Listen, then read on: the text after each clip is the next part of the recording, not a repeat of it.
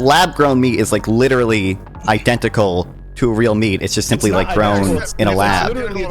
It is the same, like they literally take like stem cells from an animal and they grow it. Like it's chemically. The cow get raised and walk. This is a fake thing. Well, no, the cow did not get tortured its whole life. So that part is true, but they like literally take like stem cells. Torture? People are gonna get too broke to afford actual meat, so they're coming in and they're substituting the actual meat with fucking lab-grown meat. Look at what's happening right now. We're talking about redistricting. Where are Republicans the strongest?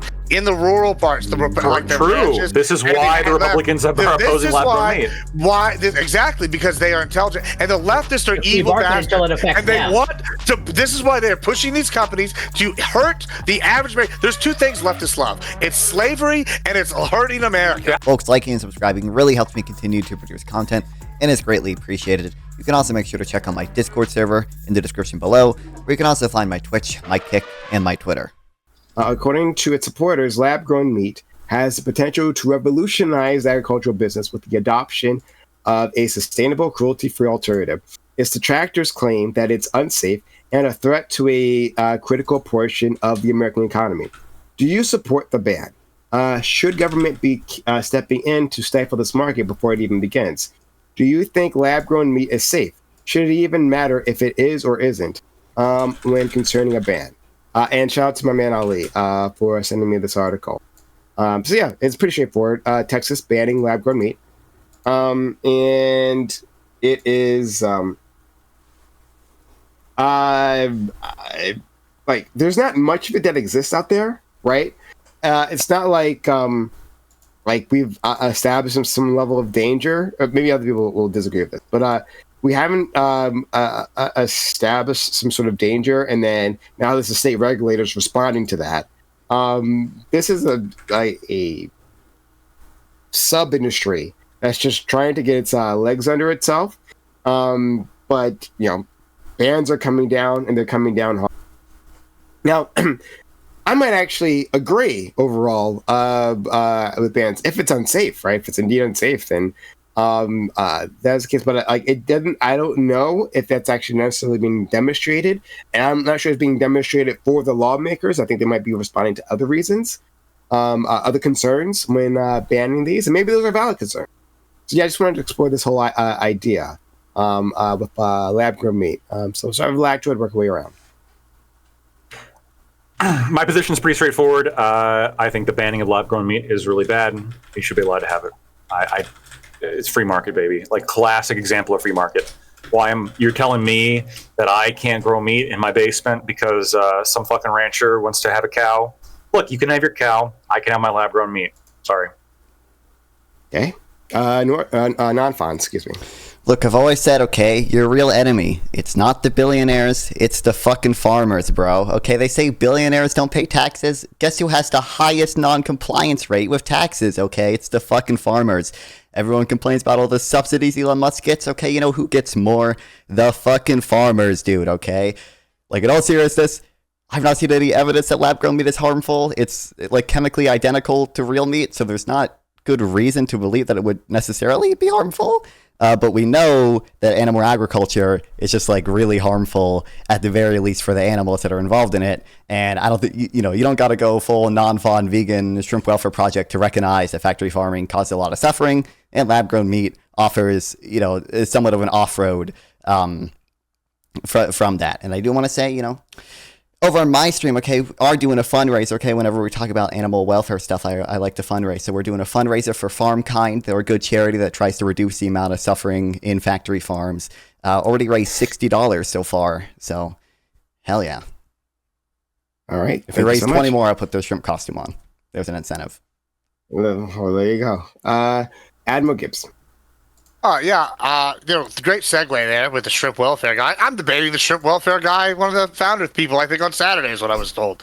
So, yeah, that'll be fun. Good. Thank you for that nice tee up to me there. But, yeah, this shit's evil. This is the left. Once again, Lactoid, don't be bamboozled. I know you want it to be the free market. This is that baby back bullshit that Alex Jones was talking about. They want to sell us some soulless gobbledygook and tell you it's good for you. Bro, it's got rates traced to higher cancer. It gets infected all the time. People go, why can't we do it like we do with yeast in these bioreactors? Doesn't work that way, fam. These are fucking proteins and beef. It's like the meat. It sells. It's not the same as yeast. It's bad. It's all bad. And secondly, listen, y'all, the vegans, it is sad when you kill a soul animal. But guess what? I want my meat to have a soul.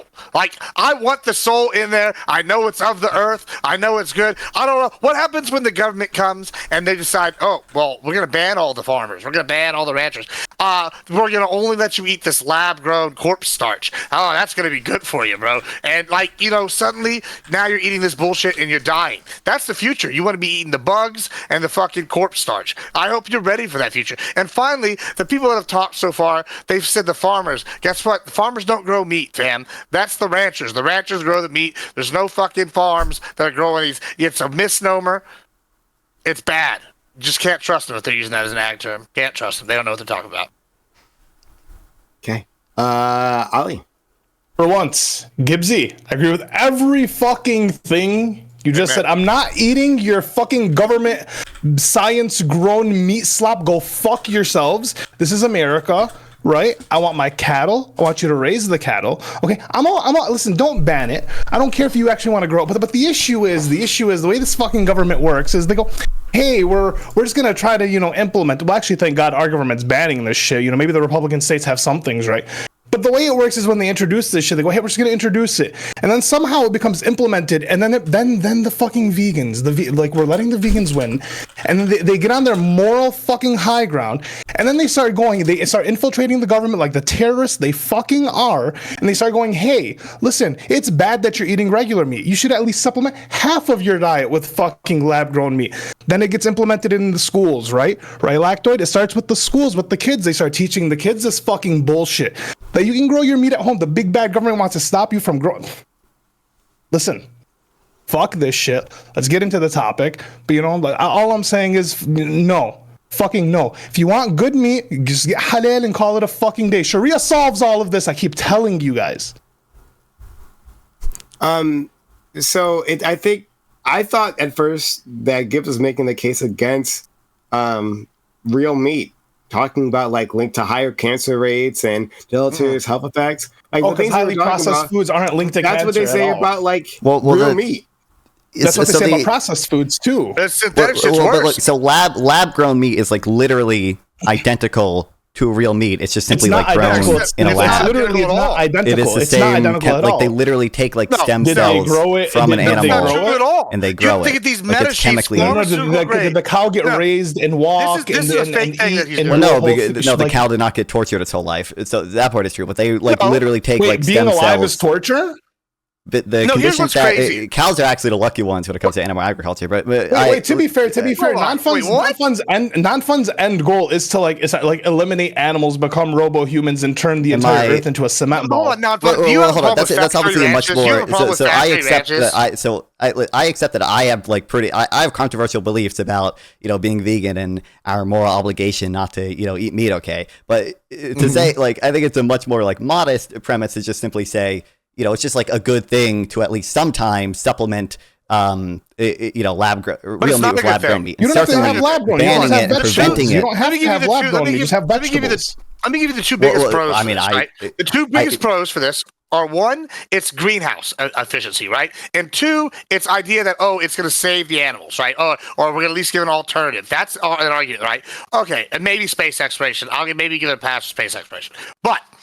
The fact of the matter is, when you have to make this cultured meat, you have to use higher grade tech. It's pharmaceutical grade right now. So it's actually not classified as a food product. It's classified as a pharmaceutical product. All right. That's why it's so expensive. That's why right now the process they use is not greenhouse efficient. So one, that takes out its biggest pro, which is the greenhouse. And two, you're arguing that, we're going to do this to save the animals. Well, you know what? Oh, fuck that. I don't know what you're saying what's so bad for these animals. You butcher the cattle, like grass-fed cattle have it good, and then they go in there and they're like fucking slaughterhouse for 2 seconds, they're dead. They don't even know what happened to them. Like, what do you think is happening?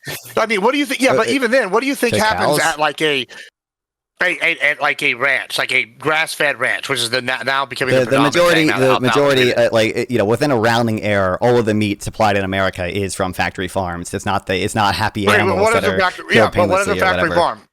What are the factory? So for cows, my understanding is a lot of times, like cows will be artificially inseminated. Usually they live in pens that are very cramped. They're not cleaned well at all.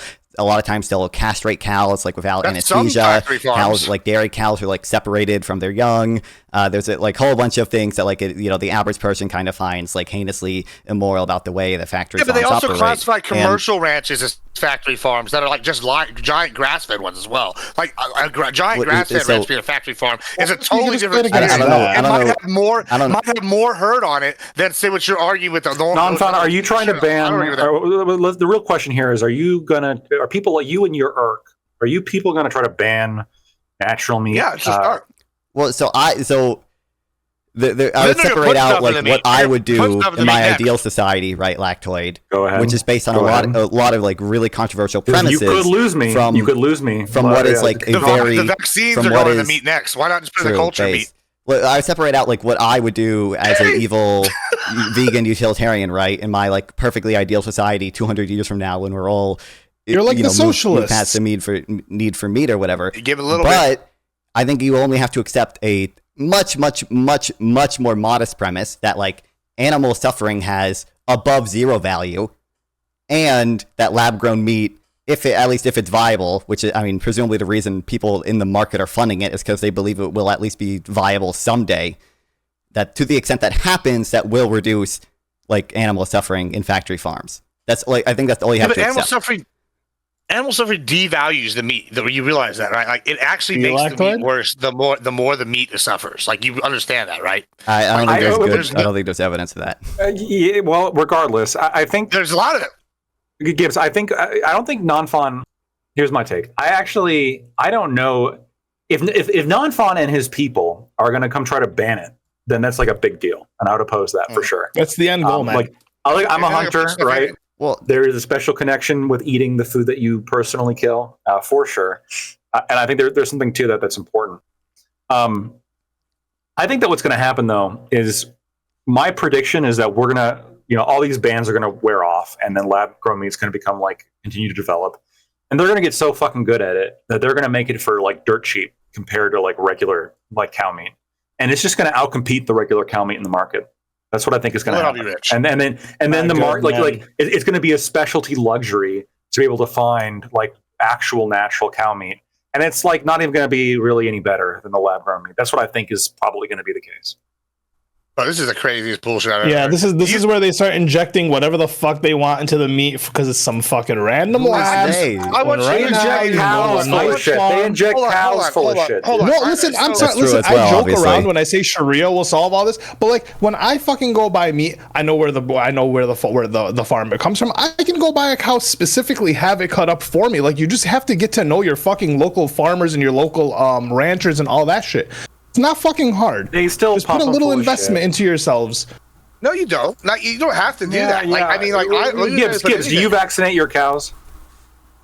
I do whatever is officially required by the state of Texas. Okay, well then and that includes a whole bunch of chemicals being pumped in. Listen, but right. I do the barest minimum that is required.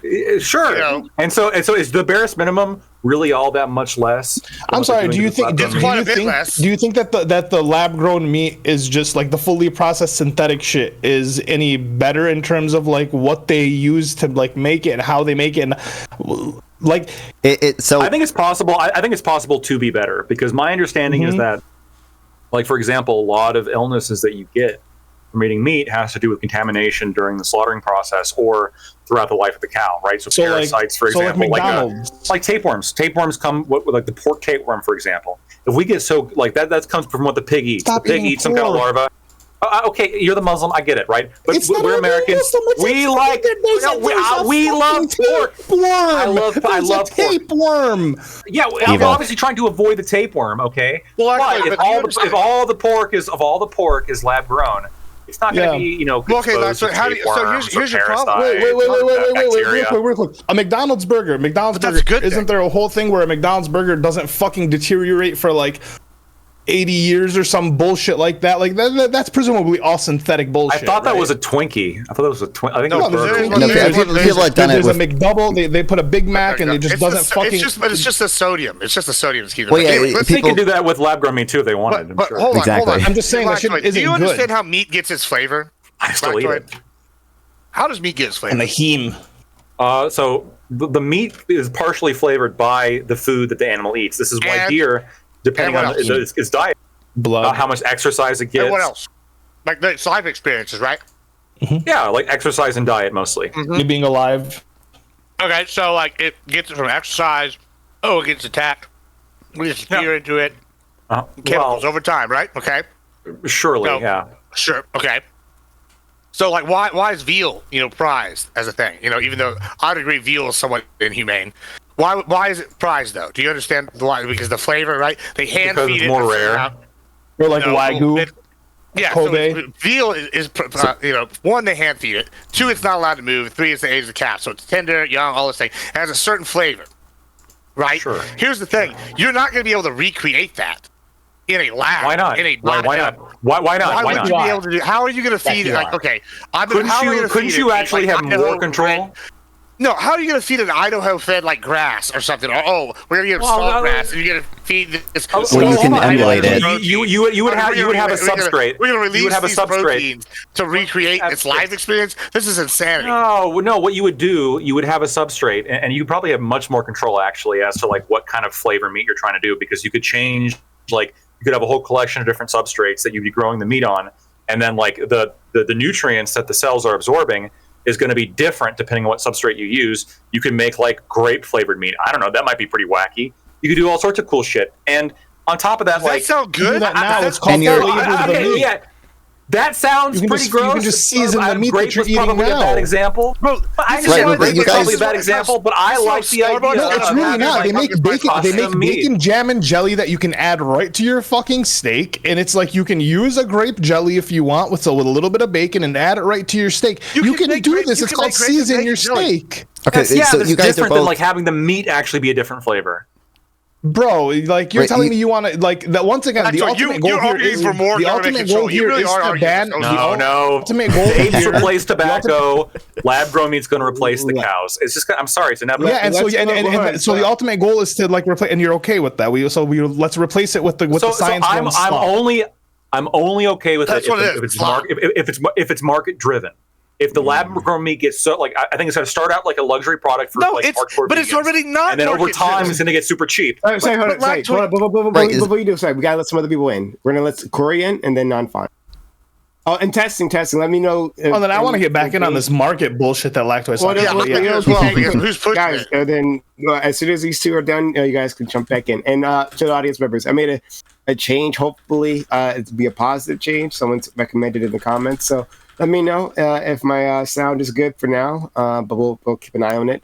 All right, go ahead, Cory. So to address the opposing, I've still been listening, thankfully, and I'm on Nonfon side, and this time I'm allied with Lactoid, although I'm not coming from a market perspective, but an animal welfare perspective. But regardless, to engage with Ali.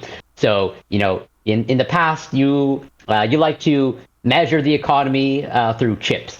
Okay, potato chips, right? Okay, now I'm assuming that's because you like potato chips. It's just because I think that's the easiest price point, you can show. Sure. But I think would you disagree with me that people like potato chips and those types of food products?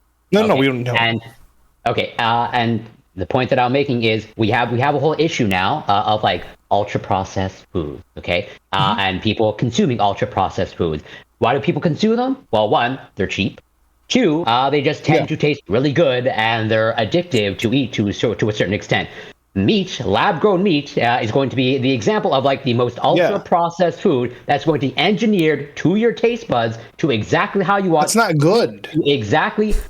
If it's cheaper, if it has a longer shelf life, if it reduces animal suffering, how is it not better? There's no reason to address Gibbs that would whatever it is that you want to tweak, whether it's muscle development, whether it's fat content, whether it's whatever it is, you can tweak that in a lab. Just as we are going to get to a point to growing an organ in a lab, like a liver, you can grow muscle, you can grow tissue. We're going to get to that point. And so anything that Gibbs says is just, we're going to be able to do that in the lab. No, there's absolutely no way you can do that in a lab. There's no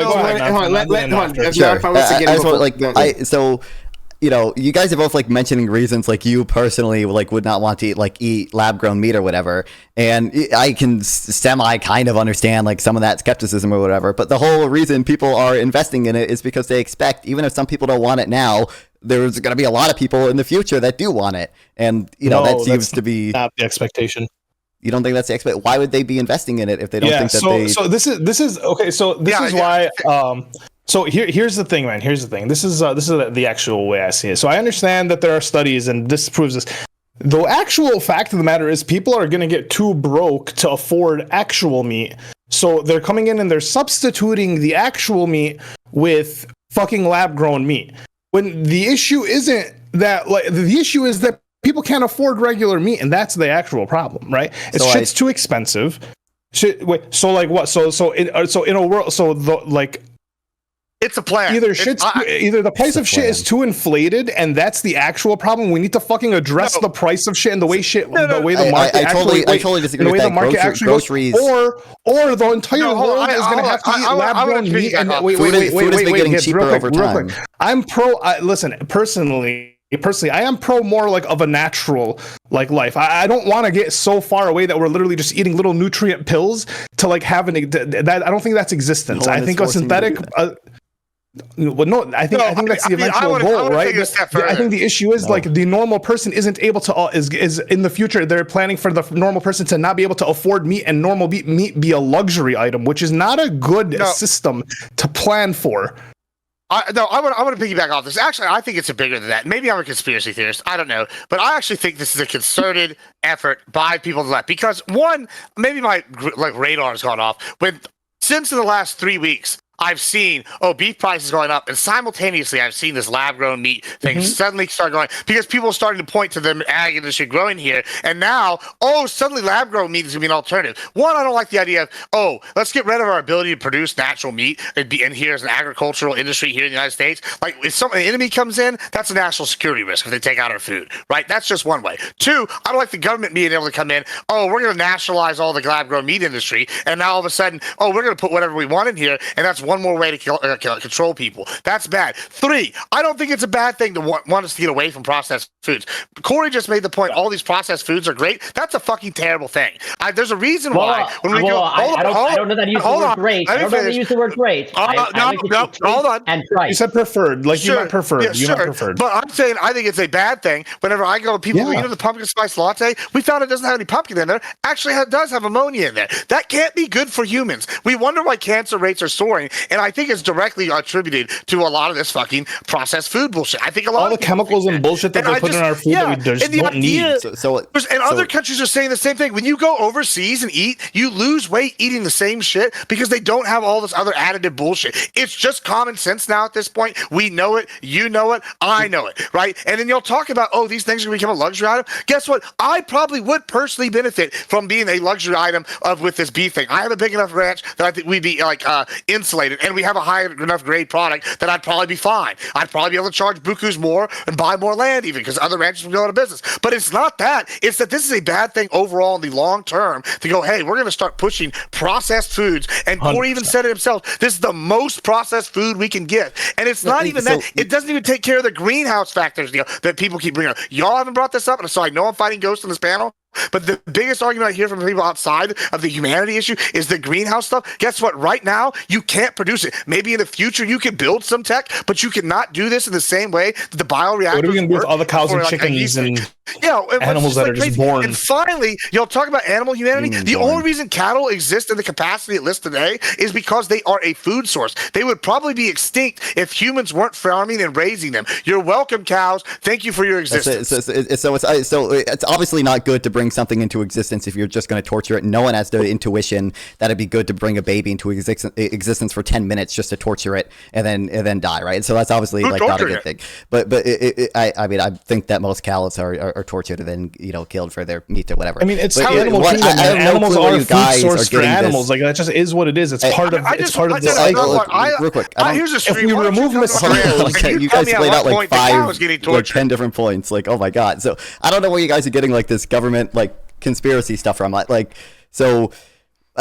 There probably have been like research grants that the government has given to like some lab-grown meat things, right? But like it seems like the war for the government is on the other side right now. They're trying to ban lab-grown meat, right? The federal government, like there's been states trying to get rid of certain like requirements for like some type of basic minimum animal welfare in factory farms, right? So it's like the tide seems to be against the evil vegan leftist tide right now. I don't know why we'd be concerned about like the government nationalizing lab-grown meat, but not about the government like nationalizing whatever farms we have currently. It doesn't seem like that's any bigger of a national security issue. That seems totally insane to me. And again, if you like, you guys, do you know how big a farm is? How big is a ranch? The average ranch, like even if it's like 5 acres, how big do you think that is? I don't. Like, I mean, realistically, what do you mean? How big? It's pretty big, right? Like you would need like drones, maybe like a squad of people, like to come in and like nationalize a ranch. No, you just like single ranch. You just pass a law saying this is the Chairman Mao Act for collectivizing all farming, and the government comes in with guns. Not going to give it up to the national government, so they're going to have to come in with guns. It's going to take a SWAT team, right? At least, right? Do you think okay? So one, in order to take over like a farm or whatever, you don't need to have troops on every like square acre or whatever. You probably just need to like you just need to find the person who owns a farm and then like arrest him if he doesn't like hand it over, right? Like so you're physically going to have to send people to take out all these individual farm owners, correct? All right, you understand that, right? Yes. Now, as opposed to, we have one giant corporation that's making it all in one location, which is going to be harder to take over. I don't know why we would assume it's one giant corporation. Presumably, there's going to be several corporations. It's going to be much more centralized, correct? I'm not sure. It'd be much more. I'm not sure. It's going to be harder to end up producing the meat. Yeah, who's going to be major corporations? And if they're going to nationalize the food industry, it's going to be much easier to take over like 5, 10, 15 organizations than it is to take over 3,000 Walmart. It's going to be Costco. It's going to be like. I agree. It's going to be. I agree. It's probably going to be big companies, the same way a lot of farming right now is done by big companies. But I don't think it's going to be. I don't think it's going to be significantly more centralized. I don't think it's going to be significantly more centralized than like farming is currently, right? Like I'm sure if we looked up the market concentration in like farming, like 2 or 3 chicken producers in the entire United States, it's like right, yeah. So I don't think it would be like significantly more than we have now, and like I don't think that's like I don't think that's necessarily a problem. From your local farms or surrounding farms. That's an interesting idea, right? So, Cory, and to Lactoid, right? I don't know what Lactoid's eating. Here's having a good time. Something processed, ultra processed. Something ultra processed, ultra processed. 100%. Like a real fucking American. There's 700,000 lab-grown meat is chemically identical to real meat. You can call it processed, but the end result is chemically identical, at least ideally. 27% of the land in the United States is covered by ranches. I like the idea that they can just move in and take this individually is totally outrageous. I want to get them. I want to get more people to answer your previous question, right? So, to Lactoid and to Cory, I think what, and maybe you guys can disagree, but I think what Ali and Gibbs said is at least reasonable to say that if not only we allow lab grown, but also there's a massive market shift and it becomes the dominant player, right? That we'd be centralizing our food supply, like radically so. Centralizing our food supply because they're not going to be mom and pop like lab grown meat, right? Like this is like a gigantic corporation. The only they could bring the resources to bear to actually make this happen. So, are you okay with that being a possibility? Of course, this relies on lab grown meat taking over the market. But if that scenario were to pass, would you think that it would leave the U.S. in a better position after that consolidation? Well, I would say, so there's multiple things there. I would sort of reject the notion, from what I understand now in terms of the current food climate in the United States and North America, is like pretty much like the vast majority of food just coming from, it's all either can trace back to like, Kraft or Nestle, who just go down the chain at some point. It all just boils down to Kraft or Nestle or some other handful of companies. But to the point of like, well, if we have lab grown meat and therefore it all just becomes centralized, just one giant company, if market forces, let's say three. Sure, if market forces result in that outcome, on principle, I'm not inherently against that. But what I would say is this is tied to another argument of like, well, since I'm against intellectual property, okay, I think that would incentivize other companies to develop their own lab-grown meat, or that will lower the barrier, because if it becomes patented technology, which it will for the development, then like yes, some companies going to have a 20-year or 30-year monopoly on the lab-grown environment. But if you don't have that intellectual property, then players can come in pretty quickly. But it is a concern. But if market forces involve that outcome, Cory, you stated something totally wrong though. Here, and specifically with beef, we have over 700,000 individual farms in the United States. 80% of those are owned by individual families, right? With over less than 1,000 head of cattle. So when you're talking about the beef industry specifically, you're just wrong about this, and that's why this is such a dangerous thing. I didn't said the food climate in general. Chicken, yeah. Hold on. I want to get Lactoid in. I want to get Lactoid in to answer that question, and then bring in everyone else. Yeah, the patent thing is interesting. Like, I guess like it's a little bit scary. If you've got one company that then patents the process for like doing it, and then they just like control it, like the entire meat supply. I think this is like, again, a problem with sort of the patent process and intellectual property law that we have in America. So maybe that's like a fair reason to like be skeptical. But the solution to that is obviously to like not, hey, don't let the government regulate people like new players trying to enter the market. But arguably that's what's happening right now because they're trying to regulate lab-grown meat out of the market. So hold on, let's move away from the patent thing for a second. Let's assume that there are multiple ways to do this, right? That can pass, patent muster or whatever, right? That like it's that patents aren't the limiting factor. It's money, right? Capital investment into the process of creating lab-grown meat at scale to the point that's economical, right? If that's limiting factor, let's say there's like 3 players left, like Lactoid. Would that be okay with you? Yeah, it'd be fine with me. I mean, we've seen this happen with retail. Like Amazon has taken over like the shipping industry in America for the most part. Amazon and Walmart. All the clothes. You think that's a good thing? You go back to the 50s. Well, yeah, it's better than, again, in the 50s. You go back in the 50s, like perhaps you had a different set of large corporations, but probably not to the size, because everything's kind of growing over time, probably not to the size and complexity as the large corporations that we have today. I don't necessarily see that as a problem. We also by the way, if you did see this as a problem, let's say you're like a that conglomerates are monopolies, you don't see that as a problem? Let's say you're this weenie-hearted leftist kind of mentality of like, if you're too good at something, we got to punish you. I mean, you could just like have some kind of anti-monopoly legislation then to prevent the entire. We do. So it seems odd to me that, and it doesn't work because it seems like 6 companies own fucking everything and have a monopoly on everything. Your argument then should be strengthening anti-monopoly legislation as opposed to banning. True. Banning lab-grown meat. Plan. Well, my argument is that we're getting priced out of shit, and that the lab-grown meat is eventually going to be like forced as like a fucking saving grace, which is not good. Well, actually, that's what happened with DVDs to VHS. Yes, true. Exactly. Hold on, just real quick. So number one, I do want to say like to Gibbs, like it's kind of talked about market concentration too. Like there might be a lot of individual beef farmers, but like from what I like just looked up, it says like most of the output comes from like 4 big companies, right? It's like 85% of the output comes from 4 big beef companies. Now, I also don't necessarily think that's a problem, and it wouldn't necessarily be a problem if the same thing happened on lab-grown meat, right? They still control the beef supply, No, hold on. Just real quick. You can have perfect. So you can have perfect competition with only 2 sellers, and in fact, you can have even with just 1 seller if there are no barriers to entry, which obviously in the real world there's always going to be barriers to entry, but you would still see a competitive outcome from that market even if only 1 seller, right? So like you have a lot more work ahead of you to say this would be a problem.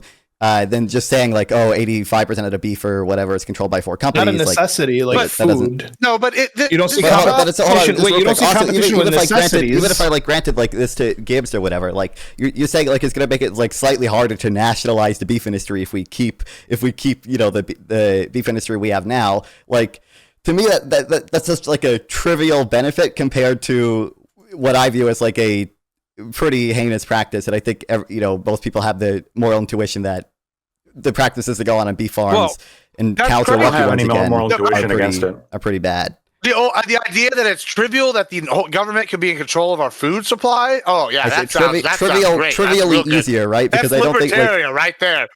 No. So I don't think it makes it significantly harder for the government to nationalize beef or whatever when we have our current system as opposed to like lab grown meat, right? Like it is, even if I can see that it's a little bit easier, which I don't necessarily think it would be. You would only have to nationalize 4 companies to get 85% of beef output.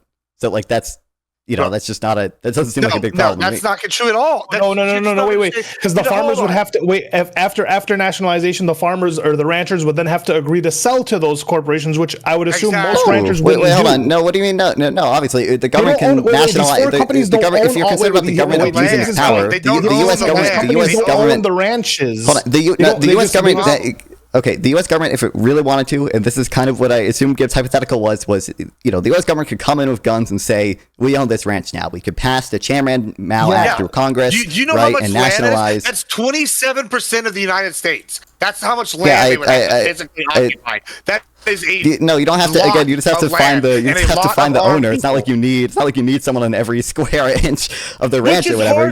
Which is harder, hitting 5 companies or hitting 27% of the United States and finding individual farmers? Again, you would only have to hit 4 companies to get 85% of output right now, right? So I don't think it's like significantly harder. But those don't own the ranches. They don't own the ranches. But if the ranches own the output directly, like that's also there's another aspect to this that we haven't even talked about. Is Blackjoy. This is hold on, just real quick. I'm not convinced that they don't own the ranches. I think there are a significant number of ranches owned by relatively large companies, which I don't think is necessily a problem, but I'm pretty sure that's true. They could also just buy the ranches as opposed to like 20%. It's 20% owned by large companies. Anyway, here's you could have a convoy nationalized. Look who is behind this push and who's investing and who's pushing. It's crazy. Probably a bunch of vegans. Which are also leftists, liberal. It is the lefties, yeah. They're all because they're vegans, not because it's like inherently leftist.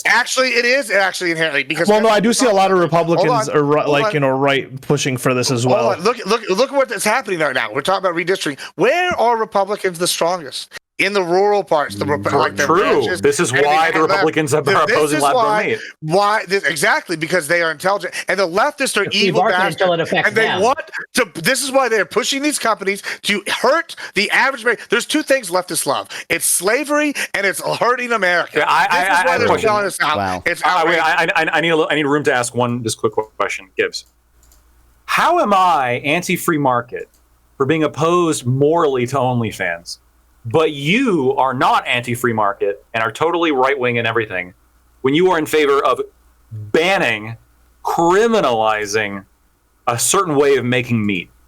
Meat is market control. That isn't a free market if we have lab-grown meat. IP. It's not meat. It's pro-intellectual property. Yeah, that isn't a free market. Convenient. No. Okay. Listen, I'll explain how. One of them is actually meat. Meat is from a fucking animal with a soul. Yep. That I killed and I ate and I looked in his eyes and I said, So you agree that animals have souls and you can kill things with souls. Yeah, and they taste better. It tastes better with the soul. The ants have the souls. Do you have a problem discussion on an ant? Come on, man, no. Like it's ridiculous. Like hold on. There's a spider in my house, there's a spider out, right? Whatever. But so these animals only exist to get eaten. You're welcome. Look, if you want to talk shit about it, you want to say it's gross, like I do with OnlyFans. You can do that all day.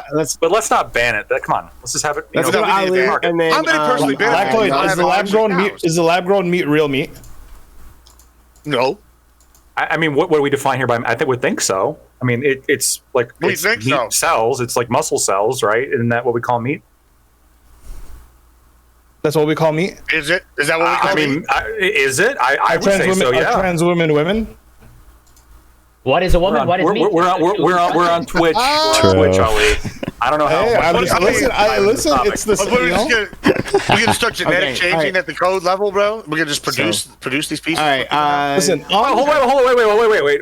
The response, Ali. If we put an embryo, let's say we like test tube baby. We like grew an embryo in a lab, grew into a fetus, no, this is a human being. Okay, bear with me. We grow them into you're pro-human meat. Yeah, all right. Oh my fucking god. We grow them into meat. Pro-human meat. I'm not trying to eat people here. Okay? I like lab-grown human. Yeah, lab-grown human being. Yeah. And like they're a biological female, not to eat. They're a biological female. Would we say like, are you really a person? Like I would say, I call them a clone. I call them a clone.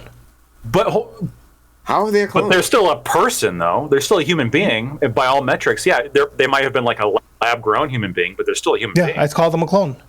That's not a clone. But But you would assign them all rights and privileges. My apologies. Not a clone. A synthetic human. My apologies. A synthetic human. Soulless abomination. A soulless abomination? No, this is a human being. What the fuck? Wait a minute, they have one. AdmiralGibbs, your thing when you were talking about like an animal with a soul was like an animal with experiences that's growing up and that you can look in your eyes when you're murdering them, right? Well, this is a person that will grow up, right, have experiences, and before you synthetic humans can have souls, but synthetic humans have them too. They're humanoids. Right? So they'd be a soul. They're humanoids. I'd still call them synthetic humans. So no, they are humans. They would deserve all rights. You think if we have a bunch of babies grown out of external wombs, those synthetic wombs that like in the womb are humans? They're normal people. They're normal people. You think they're normal people? So yeah, hold on. What Prime is saying, if Prime is saying his argument is true, then he can't argue against a pro or pro. Because you call people like. Wait, can I ask a quick question? Do you call people like C-section people? Do you refer to them as that, or do you just say that's a human being? They didn't do it the natural way, like we care. That's different. It's a non-vaginal being. Thank you. AdmiralGibbs, you of course remember, and I know you remember my arguments, that like I say that abortion is killing because that is a human being inside them. I have no problem like swallowing that and saying abortion should be legal, right? So like those are. Then you should be against lab-grown meat. No limit. Why would I be? Sorry, how would that follow? What if we use the embryos? Hold on. You're in favor of abortion. What if we use that as meat? It's a real thing. You don't want this chemical slop. You want this. No, I want to. Sorry. You're saying that's not soul. Now we aren't killing something. Then I would be. Sorry, I'm very confused. Why would my? Okay, great, thank you. Well, let's move on from there. But I mean, you love killing things. Like it seems like you love killing things with a soul in one circumstance, and you don't in another. And Gibbs is just equally as inconsistent. I'm saying. To be clear, I haven't stated my position on this. So we're to Nonfon and Cory. Haven't stated my position on this. I would be closer to AdmiralGibbs and Ali in that I enjoy meat but for different reasons, probably. I enjoy meat, and I should be able to have it just because it's enjoyable for me. That's it. There doesn't have to be any other reason. Because it's enjoyable for me, right? Because it tastes yummy in my tummy. That's why I like meat. And it's my right as an American and as a man to be able to eat whatever fucking kind of meat that I want, other than human, right? Other than whatever Lacto was trying to cook up there. Yeah, that's next, like a lab-grown human meat. I am for like just being able to just eat meat. However, right, at the same time, I wouldn't necessarily want to stifle this new industry. I'd like for them to get the legs under them if it's safe, right? Assuming safety is number one, right? Assuming it's safe, and then from there, if it happens to be economical, and also very important, if it has to be tasty, then I'd be happy to partake. I think it's a question to say, well, whether you would ban real meat at some point, which is a different question maybe we can tackle a little later on, right? But at the very least, I wouldn't necessarily ban this, ban competition, right? Like, I think it's competition in the marketplace. Maybe we can spur some innovation from our rancher friends like Gibbs. So I'm for that. 3D printers instead of cows. But like overall, like I have no problem killing the cows, right? I do it myself. Well, if there are any cows around me, there's not. But I would do it myself. And I also I eat many other types of animals too. Right? I don't give a fuck about your pets. I'll eat that too. So let's go to our friend Nonfon, Cory, Ali.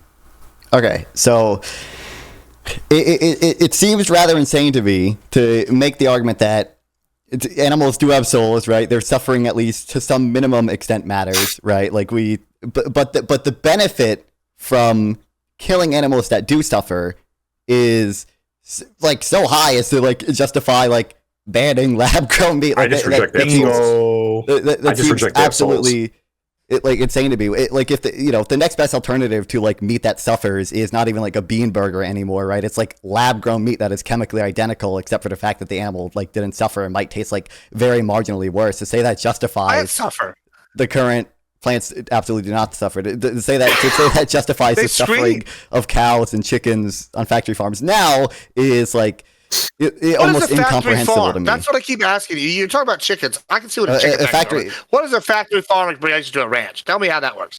Because most of these ranches have under like 1,000 head of cattle. So if you're describing a factory farm, that only really applies to like 20%. So most of the output comes from factory farms, right? So it might be the case there are like a ton of local ranches that have. It's such that like the average is like those are only 1,000 cows, farms, but I don't think that those are necessarily classified as factory farms. But the majority of the output of beef, and especially cows are lucky ones, like with chickens and fish and everything else, like or fish, not factory farms, but they are farmed sometimes. The majority of the meat comes from like absolutely like heinous places, right? And that's true even of beef, even if the average is like only 1,000 per farm, because the majority of the output comes from the really big, really efficient farms, right? I would say like a factory farm is just a farm where the conditions are like typically like horrible, where the main goal is to not give animals like any modicum of a good life at all. It's just to produce as much output as possible with as less resources or minimum amount of resources, and that typically leads to very bad outcomes for the animals that are in them. Yeah, this is just not true.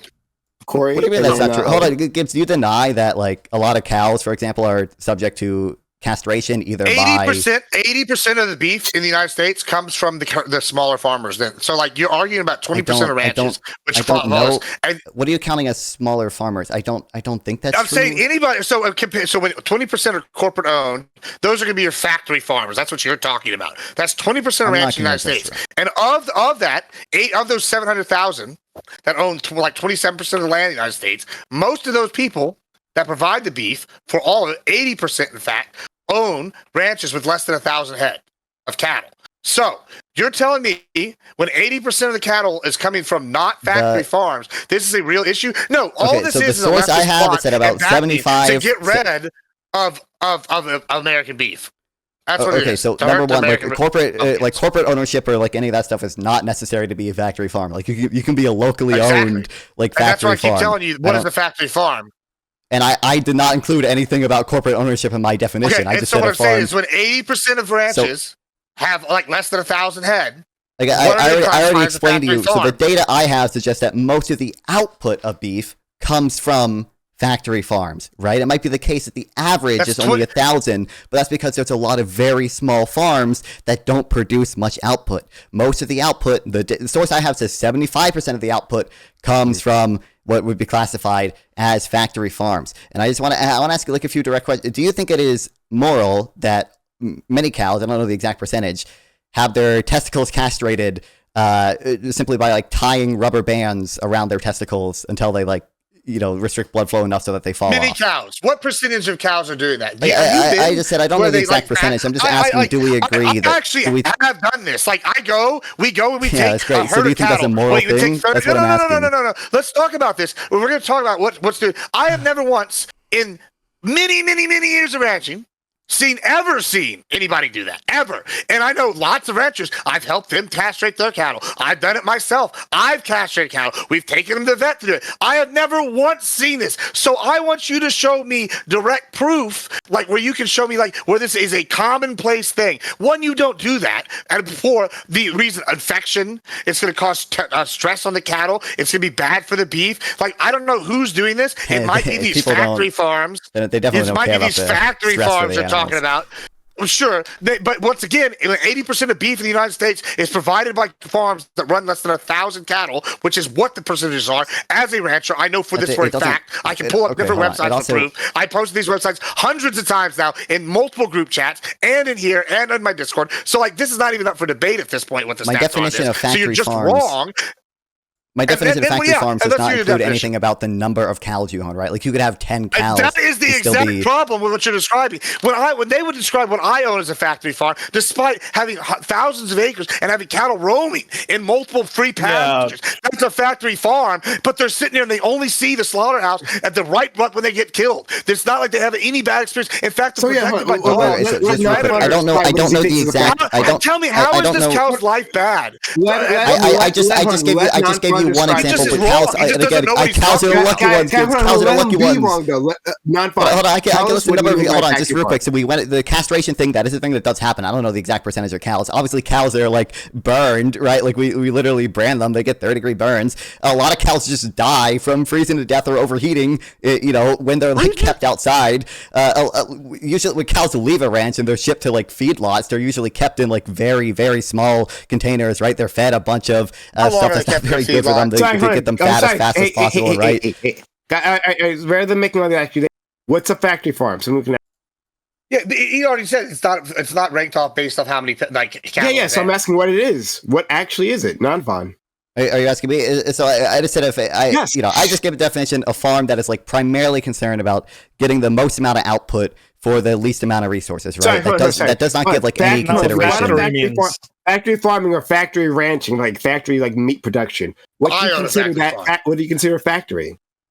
What do I consider a factory? I can't tell you exactly when like a grain of sand. If I own a ranch and the whole point is to kill cows and sell them, is that a factory farm? Right, but you have like open. So I want to consider, for example, there's like there's like cage-free like chickens and everything. Stop. I don't want to go down on the road of like what you don't consider, right? So I'm trying to like narrow this down, right? This is part of the argument against, right? Like, or the argument you're presenting against is like, we want to move away from these factory settings, which are bad. Okay, explain positively what is a factory setting, right? Just give us the characteristics you'd be looking for. In the context of beef, of cows, typically when I say factory farm, I mean farms that have a lot of cows concentrated. Usually they're concentrated in a very small area. They're left in these feeding lots.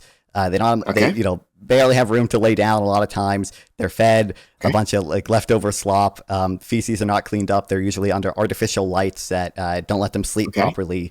I'm talking about those type of conditions. Now, to be clear, I can't tell you exactly where the line is. Now, I think even most what I would consider non-factory farms are still like net bad. I just think most of the output of beef comes from farms that the average person would consider like heinously immoral if they saw the conditions. But that's where you're wrong. That's what you're wrong about right here. And this is the problem, because what you just described, right, is less than 20% of beef production in the United States. I don't believe that's a fact. As I've said. I don't care if you believe it. That's a fact, right? That's why I kept pressing you on what a factory farm is. Because by your earlier definition, before you started talking about laying down, by every metric, my ranch would be a fucking factory farm. Except I have over 1,000 acres, right? We have cattle. We have herds of hundreds in like some areas. We have herds of 30 in smaller ranch portions, right? They're all got plenty of room to roam. They're protected by dogs from predators. They have like coverages. They have their own ponds with running streams and filtration systems. They have little misters in some areas. So these cows are living better than most hobos, all right? And so you're sitting here telling me me, oh, when they're sitting here living this life, they're living in terrible conditions, even though we're maximizing our herd by trying to get them to produce the most beef per cow, right? We're trying to have heavier cows. We're trying to keep them healthy. We try not to give them too many vaccines and things. All these different things. I don't give them a lot of alfalfa cubes. We got all the things they're taking care of. Every ranch right? is a factory ranch. Every ranch is a factory ranch. Every single ranch. Some of them have commitments, right, to some minimum standard of animal welfare. Even with what you're saying is, when 80% of beef is produced by farms that have over 1,000 head or less, money. That is not a even if it is a factory farm, that is not the situation you were describing, where they're just herded up and like not able to move. You are literally talking about what the evil thing is that you're trying to make, which is that you're doing the exact same thing. The factory farms, yeah, I'll agree, those are probably evil. Corporations did that, and guess what? You want to make these corporations have the same thing with the power of lab-grown meat, and they're just as evil as those corporations doing that to the farms. I don't think that's anywhere approaching the level of evil, considering lab-grown meat does not take the suffering of animals to produce. Oh yeah, well, right? one is now going to kill people instead of killing animals. Can I clarify? Correct me if I'm wrong, Gibbs. There are a number of cows that live for a decent amount of time on a ranch before they are transported to a feeding lot, where they are kept in bad conditions for the last like few months of their lives or whatever before they're then slaughtered. That is a relatively common. How long do you think they're at a feeding lot? Like 50 days? Like generally. 50 days? I could be wrong. I ain't buying no cow. No slaughterhouse is buying a cow that's been in a feed.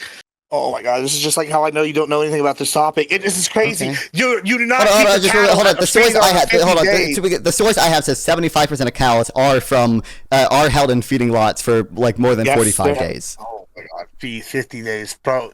This is just insanity. They are they're held in feeding lots. Hold on, no, because this is this is how this is going to go down. Is I'm going to be like, what is a feeding lot, right? And then we're going to describe his feeding lot, which is this cramped Holocaust-looking facility. That's what he's going to describe. And yes, I will agree, there are those feeding lots. But then there's going to be the feeding lots that house maybe 20 cattle or 40 cattle, or they're going to have one that's got 300 and they're only there for 3 days and they're moved to a different one. So like it's just like insanity when he's going to sit here and he's going to pick the most egregiously bad examples, which are such a small percentage of what actually is going down, and how I know you don't know anything about the. I don't know about the small percentage. Let's actually clarify. So Gibbs, is your ranch, because you say that you own a ranch, so I'm assuming that's true, is your ranch a USDA inspected ranch approved for slaughter? I don't slaughter on my ranch. No, I have a. So is it a USDA inspected ranch that's capable of slaughtering? Okay, yeah, we could slaughter. Okay, but then what do you typically do as a rancher? What is the typical process in terms of, do you raise your cattle and then sell it to something? Or do ranchers raise the cattle, do the slaughtering, and then sell it to whatever, Tyson or some other big conglomerate? What is the process? Well, it's both. I mean, so I personally, I have so you misframe it. You mischaracterize it. Like you say, ranchers do this, but most ranchers don't do most of the slaughtering. As in, they ranch. That's not what I'm saying at all. But hold on. That's not what I'm saying at all. You just don't understand the process either. Once again, okay, one, I have the slaughtering facility on my ranch. I can slaughter a cow if I need to, and easy peasy, sure. And I do for the family, for a personal use, sure, all the time. Hold on. That's not what we're talking about. I want to clarify. I just want to clarify. If you were not USDA inspected, could you still slaughter? Yeah, I mean, for personal use, yes, you could. But for selling. For selling and distribution. For selling, no, I would not be able to do that. Okay. So the laws require, from what I understand, correct me if I'm wrong, like in order to sell, to act as a food product and to do the slaughtering, you as a rancher, you need to be USDA inspected and certified to do that and then to sell as a food product. And the typical process is ranchers, since I think a large proportion of ranchers, they are not USDA certified to do the slaughtering for selling to food to the general public. So part of the process is ranchers raise cattle, they sell, and they go to a feedlot like Nonfon was alluding to, and they spend time on a feedlot. Those feedlots can be small, but a large proportion of them, if not probably majority, are large, as you say, Holocaust-sized. Where do you think a feedlot is generally located, Cory?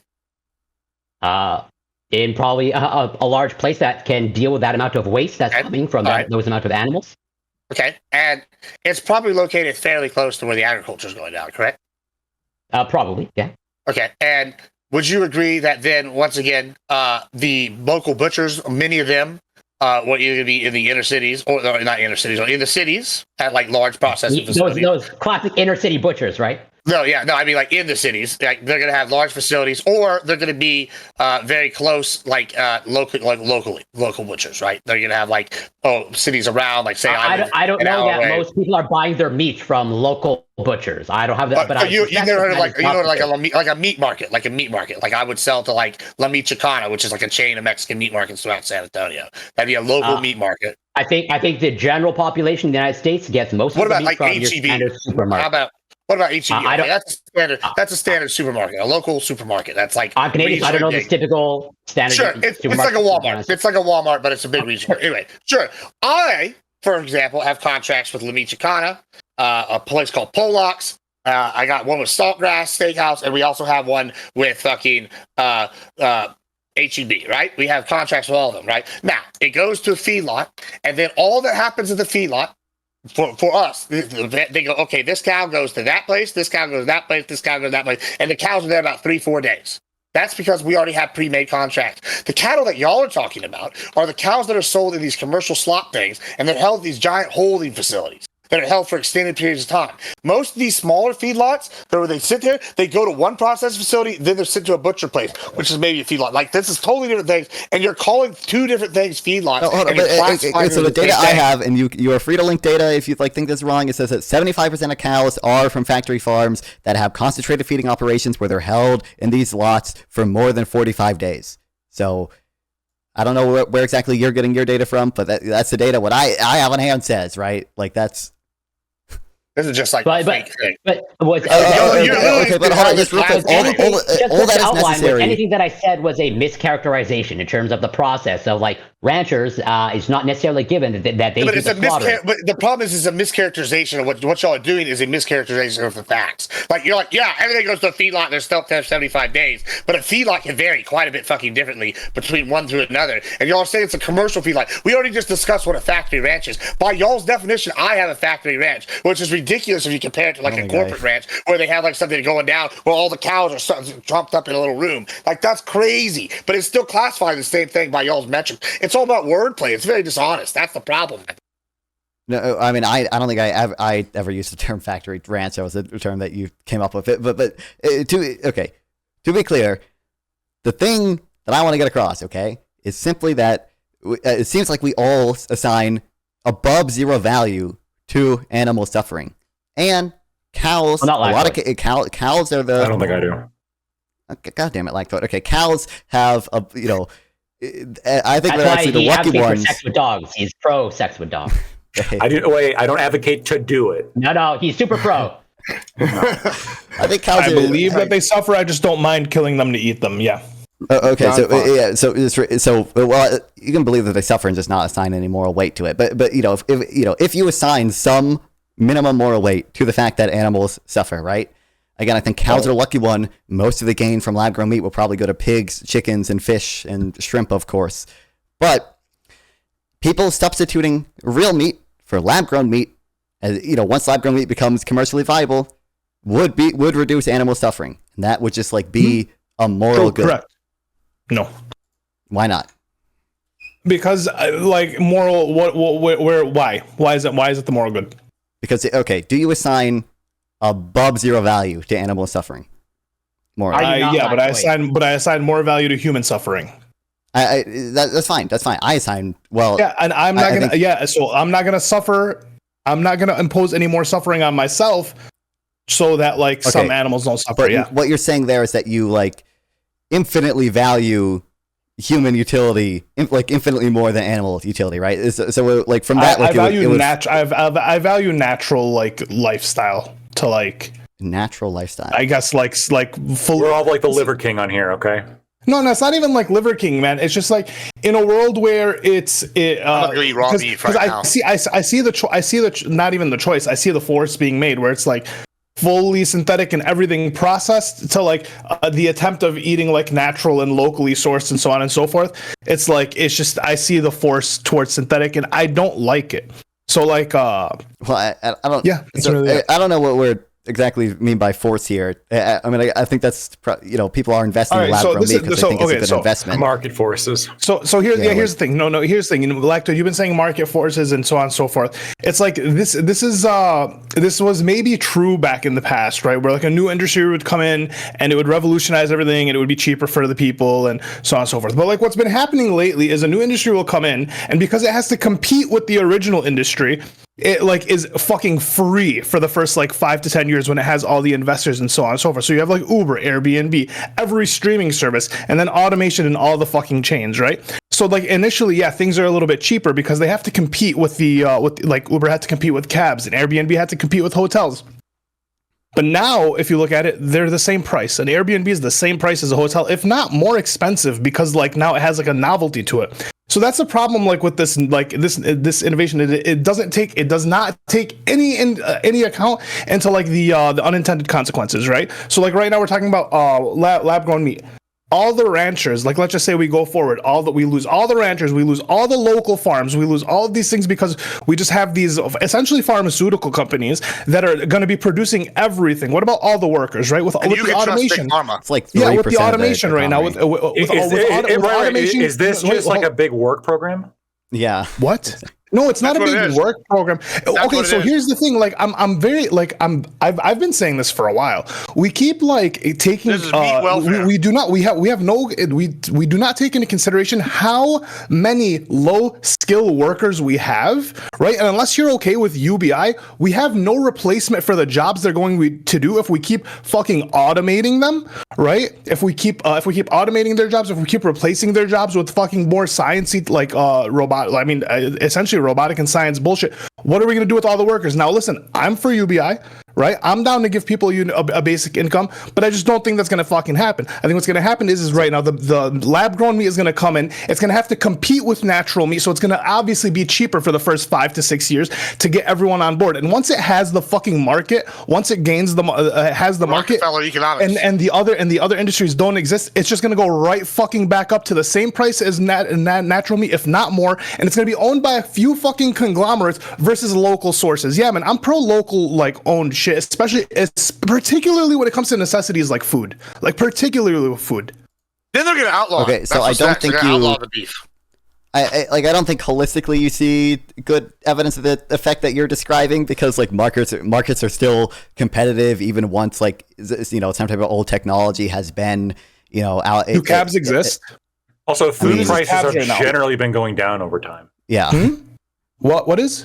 Food is like one of the things that's like actually becoming more affordable over time. What food prices are going down?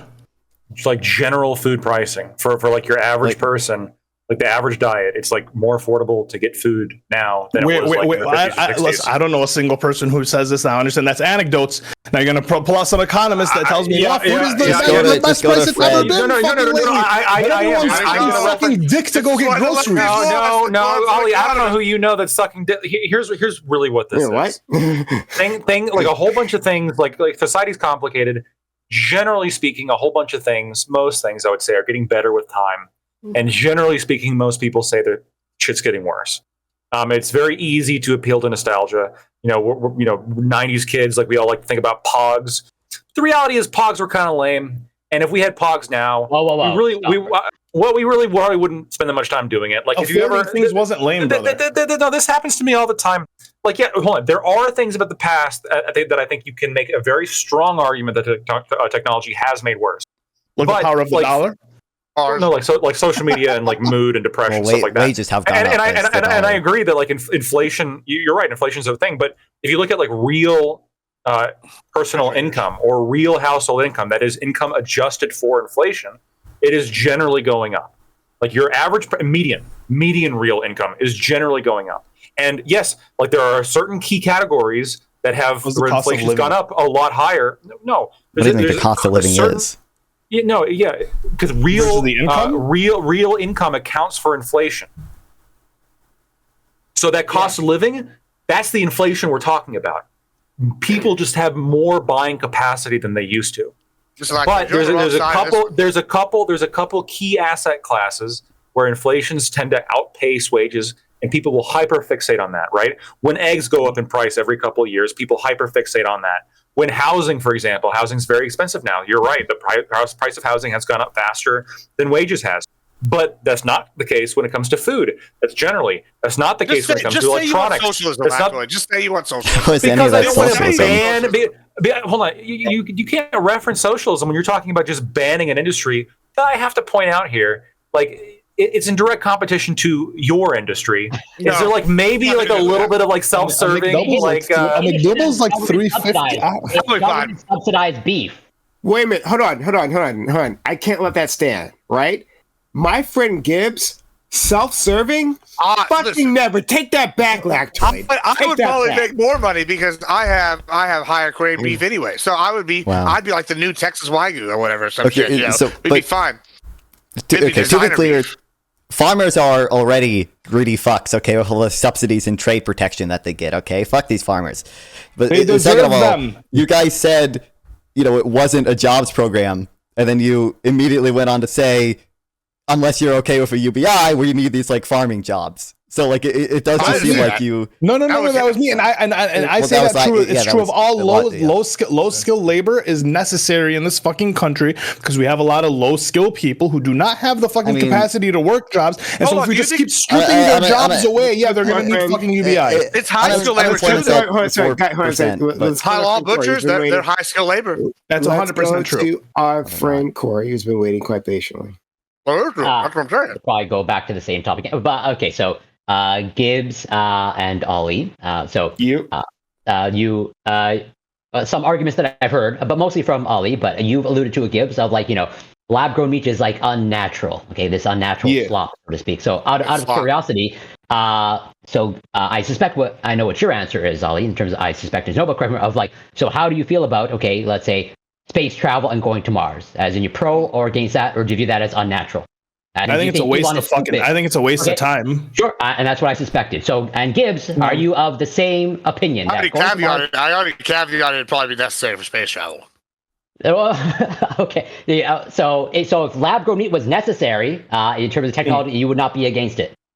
Well, so here's my thing with space travel, right? I think that it's good for the travel there. It's fine. It's space travel. Once we're there, we can we could clone up some cows on the new planet. Yeah, that's what I say. Did you want to colonize Mars? And do you think how we're going to colonize Mars is getting a bunch of cows there or lab-grown meat? Well, I think a long term you have to have like animals. We've heard this shit before, right? Okay, the church was originally against light bulbs.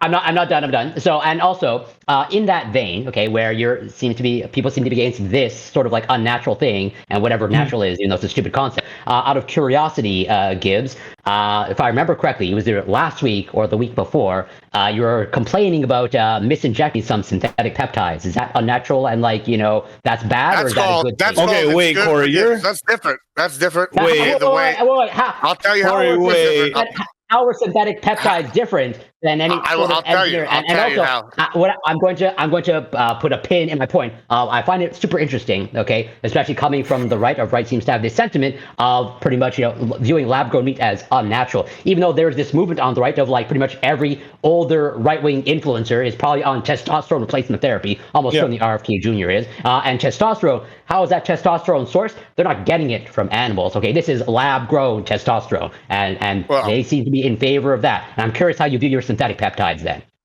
I'll tell you how. One is because insurance pays for them because it's fantastic. It's a great thing. And two, so as long as it's free. So if your meat was subsidized, it's not free. I pay for it. I pay for it. Hold on. And there's also a difference between two things. One, this is big pharma, and it's kind of we're taking a risk. We know. I'm fat. Hold on. I'm fat. Hold on. I'm fat. I'm like, you know what? We want to lose some weight. Let's try the fucking peptides. We need knee regeneration. Let's try. Hold on. I already granted this is pharmaceutical, right? And I already granted in my opening, if you listen, that this is like pharmaceutical grade stuff, and that's why it's not good for the environment, right? Listen, but here's the thing. When it comes to the small scale production like the synthetic peptides, that's a much smaller greenhouse effect in this case, right? It's going to be much less than having to recreate billions of tons of beef in a lab-grown facility that's going to actually require more resources than if you add them with cattle. It's not good. It's not good overall. Totally different scenarios. And secondly, How is this even applicable? This is a personal choice that I've made compared to these people are going to start putting that fucking synthetic peptide in your fucking meat. How long before we have Ozempic meat? Is everybody ready to just be on Ozempic beef? That's what you're going to have to get. You're going to get literally Ozempic beef. You ready for your vaccine and your synthetic you don't even have to go that That's what you're going to get. No, this is what has actually been proposed. They said, hey, what we should start doing is in canned tomatoes and canned other things, we're going to start that are synthetic. They're going to start breeding the vaccines into these things. I've seen it proposed several times. I don't know if it'll work. I've seen, but hey, why are we not going to? That's the next step. Why are we just not going to give you? Hey, guess what, guys? Why don't we just start growing humans? We're going to have lab-grown human meat. Hey, it's just the cells. Why don't we just try that? There's nothing wrong with this. No problem. So, I don't see any bad things coming from this. So, Cory. My thing isn't necessarily that I'm like against everything that's unnatural, because obviously, listen, bro, I eat synthetic foods, right? Drugs are awesome. Life exists, right? But my issue is really one of a market. It's a market issue. I've been seeing, over the past 5 years that we're just getting we're just treating these low skill workers like shit. They're being replaced. I don't think it's good. I don't think we have a market replacement for them. And then when it comes to like the Zyn, right? We went from smoking tobacco to now I have my little Zyn pouch, no smell, tastes great, where we move on with life. But when it comes to something like food, I don't want food to be monopolized by X amount of company, because what's going to happen is it's going to start off as cheap. It's going to take over the market. Then it's going to get right back to the fucking prices that are today, or at least comparable for whatever. Well, you can say no to that, but every fucking company that's come in and overtook the market has done that. Can you name one that hasn't? What's one company that's come in and made things cheaper and then didn't raise the prices? Streaming? Is it Uber? Is it Airbnb? What are these innovative companies that are coming in and overtaking? If by raise the prices, you mean raise the prices because they have... You used to be able to get Airbnbs for like fucking $20 a night in Miami, right? Sure, you used to be able to get them because initially they operate at a loss, because they have all the fucking investment up front, because they're a startup, so they're trying to gain a market, so they get everyone hooked onto their product because it's so easy and convenient to use. And then over the course of the years, they have to pay back their fucking investors, and now all the prices go up. Now the cost of Airbnbs are comparable, if not more expensive than what's called cabs to Ubers, cable to streaming services. It all starts off like this. So the innovation isn't going to remain cheap just for the sake of. You're inferring. Look at drug prices today. Number one, well, I think that's mostly, and that's not really because of. It's mostly because of patents, probably. But so, I think you're inferring that's due to price setting power, when I don't think there's. No, I'm not saying it's like price setting power. I'm just saying that's what happens. It's not. I can even say it's not up to these companies, right? It's not up to the companies that the price ends up matching with the original cost of whatever it is. It's not. I'm not saying it's anything malicious. I'm saying that's just what ends up happening is we don't end up keeping these cheap prices. I'm not going to attribute malicious to anything. No, but hold on. Look who's pushing it. It's all these lefties and their investors are pushing this, trying to replace the American beef industry, which also happens to vote Republican. Wow, what a coincidence. I think it's obviously dumb to allege there's some grand conspiracy there. But you don't think so? I'm not ascribing intent. And intent isn't a part of my argument. I know you're not necessarily. Would it benefit the lefties more or less if all the agriculture people that were sitting here all of a sudden didn't have any money to contribute to campaigns and didn't fucking vote, or because they had to go move other places and move the districts so they had jobs, they're outnumbered? Would this or would this not help the left? I don't know. I don't know to what extent. It would, because they do vote Republican, and they're going to have to move to inner cities. I think they vote Republicans, but I'm also sure, like I said, okay, farmers, greedy fucks. Okay, I'm sure that they lobbied the Democrats too to get farming subsidies as well. There's a reason the Democrats being greed means nothing. True, but okay. So look, I think so to the extent that the price rises back to where it was or whatever. Which again, I don't think there's necessarily good evidence for that, because the price of a lot of things has been going down, at least in real terms. That's presumably some other metric like quality or whatever has increased, right? That's the reason that consumers were continue to demand it, right? If Airbnb was competing with hotels, but then eventually people got hooked on Airbnbs, and then Airbnb raised the price again. Well, hotels could respond to that by lowering their prices or increasing their quality. So to the extent that it's back up to the same price is because consumers are still choosing to buy Airbnbs over hotels, because hotels can't compete with whatever else Airbnb has to offer, right? So I think it's still a net gain or whatever. As for like the unskilled workers or whatever, like unemployment is at like 4% right now. We already have like a welfare state that redistributes a lot of income to those like lower skilled workers or whatever. And like I think obviously we should be concerned about like what's good for the country and everyone as a whole. So like, you know, it is true there might be unskilled workers that are like left behind by some policies or whatever, but if it benefits the nation as a whole because everyone else experiences higher wages and we get better goods or whatever, like that's just an overall good thing. And again, I just want to be clear, like I think all that's necessary for my argument to hold, again, is simply assigning some minimum value to animal suffering. And now we've moved away from this point. But I think Sociollogic, if you say that, like, you know, you value just like human utility, like infinitely more than like any animal utility or whatever, or animal welfare, you get into some like really like sticky places where like it would just be perfectly acceptable to like kick a puppy or whatever if I get pleasure out of kicking a puppy, right? No, like you're just okay with human suffering because your moral virtue signal of like I care about animal suffering at all. I want to say so. Like if you can agree that with new industry we're gonna have people that we leave behind, but like the greater moral good is that other people get to like live better lives, right? Like, but those humans suffered, and it's like is their suffering zero or greater than zero? No, obviously their suffering is greater than zero. So then why are we focusing on reducing their suffering? There are species, because right? If we are going to do like animal kingdom, I think it is a trivial benefit to humans compared to like, you know, a really fucking horrible thing that happens. Well, you think so, but there's no, but we're not like, but what about all the unintended consequences, right? We go into the future and this shit is either atrocious for us or we have like a monopoly of a necessity. This isn't good. So I think I just responded. That's the thing I initially responded to, which is like, I don't think we see like much good evidence of that. And like to the extent that it happens or whatever, like again, it's because consumers want that, right? Consumers still buy Airbnbs because they think Airbnbs are a better deal than hotels, despite the fact that Airbnb like may have raised prices at one point or whatever, right? Like, you know, I think that's still hotels like at least need to compete with Airbnb. The answer is Ollie. He doesn't care about human suffering. He's totally fine with all these people losing their livelihoods, losing their farms, losing their ranches. Like, there's all of the shit that comes. This is what happens in the economy generally, right? Is we have, you know, creative destruction, like industries come and go. And now I would be for, like, I'm for welfare and a redistributive state to make sure there's a safety net. So, where do cows live out in the wild? Where does the modern heifer live out? We have to kill all of them, right? Most of the. No, you don't have to kill it. No. Where does a Santa Gertrudis grow naturally in the wild? I don't know. So I don't know every breed of cow. You don't know. I'm saying that's fine because there's no Santa Gertrudis that grow wild in the cow. Believe it or not, Gibbs, I was just about to say. My understanding is most of the animals that we farm, right, are not they're not the wild variant.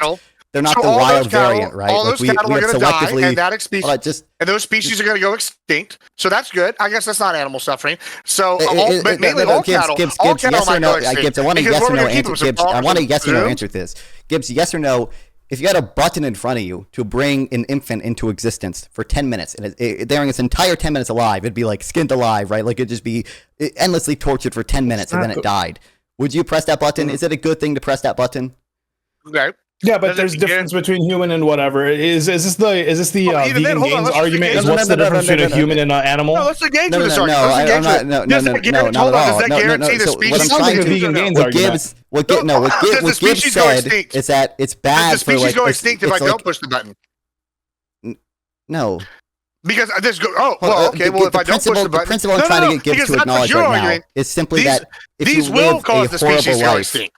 Hold on. The only principle I'm trying to get Gibbs to accept, which I think everyone intuitively accepts, unless they're like have motivated reason otherwise. I don't accept the cattle doesn't live a horrible life. Is that if you live a horrible life, like that life is just like is not worth living, and it's not moral to bring that life into existence if it truly is like horrible. We all in the example I gave is a very intuitive example. Should we just kill orphans? Hold on. If your species only live, hold on. If your only species, you don't think orphans live? I think they'd argue that they live horrible lives. If the species, no, don't let him run for this. If your species only exists because you're going to have something terrible happen to you, and you're going to cause this baby to have bad things, and your species only continues to exist, then you have a moral obligation to live that horrible life, to continue your species. Why is there some intrinsic value? Because as an animal, your job is to survive. That's not for argument, isn't why is there some there's no good reason to believe there's some intrinsic value to like species or whatever. At least certainly not more than there is like value in suffering.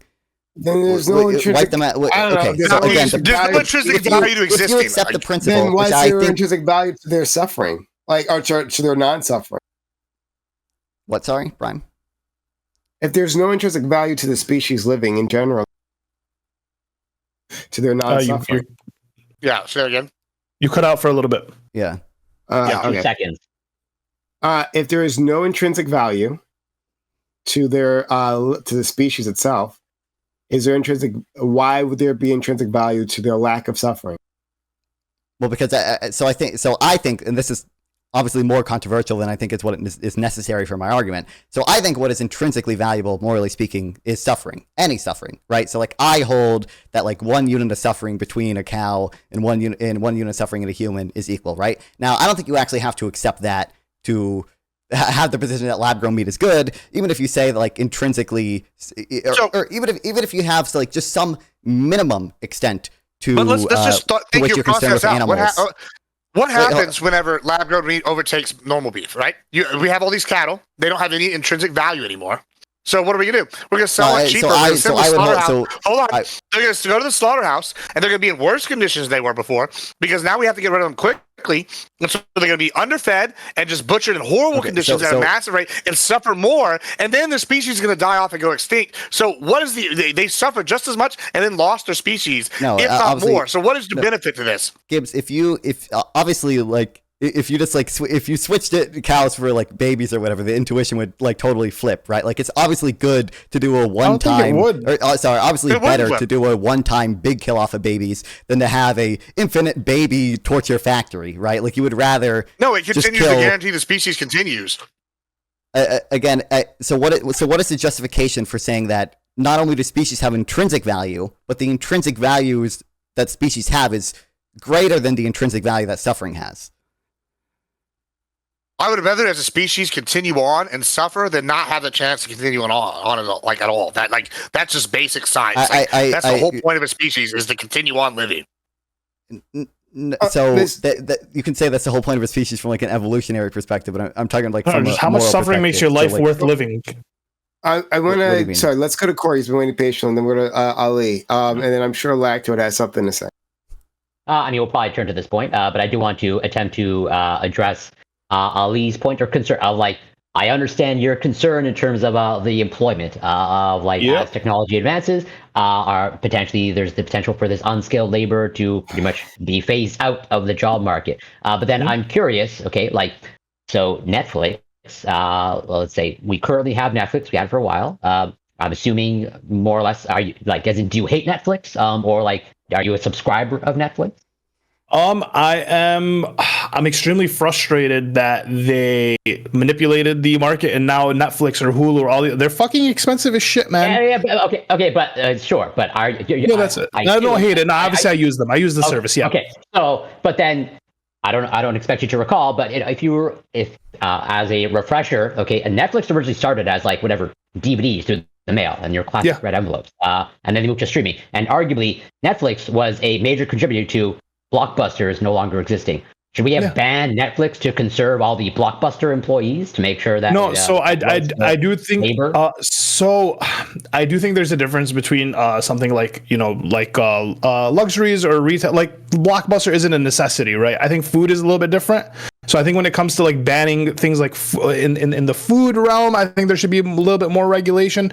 Sure, if market wants to overtake and Blockbuster fails, right? That's fine. But then all the movie theaters have failed too, and I don't think that's a good thing. I think everyone being at home and watching all their I've noticed something in going out. We went out to a city around here Sunday, and it just feels like no one goes out anymore, right? Because everything is at home.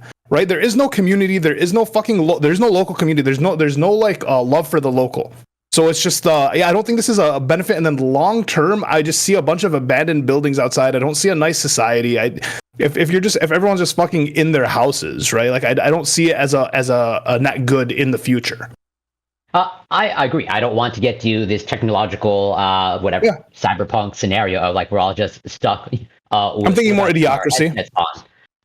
Sure, but I don't know for sure. But I don't think lab-grown meat is going to be like the domino that really leads to that outcome.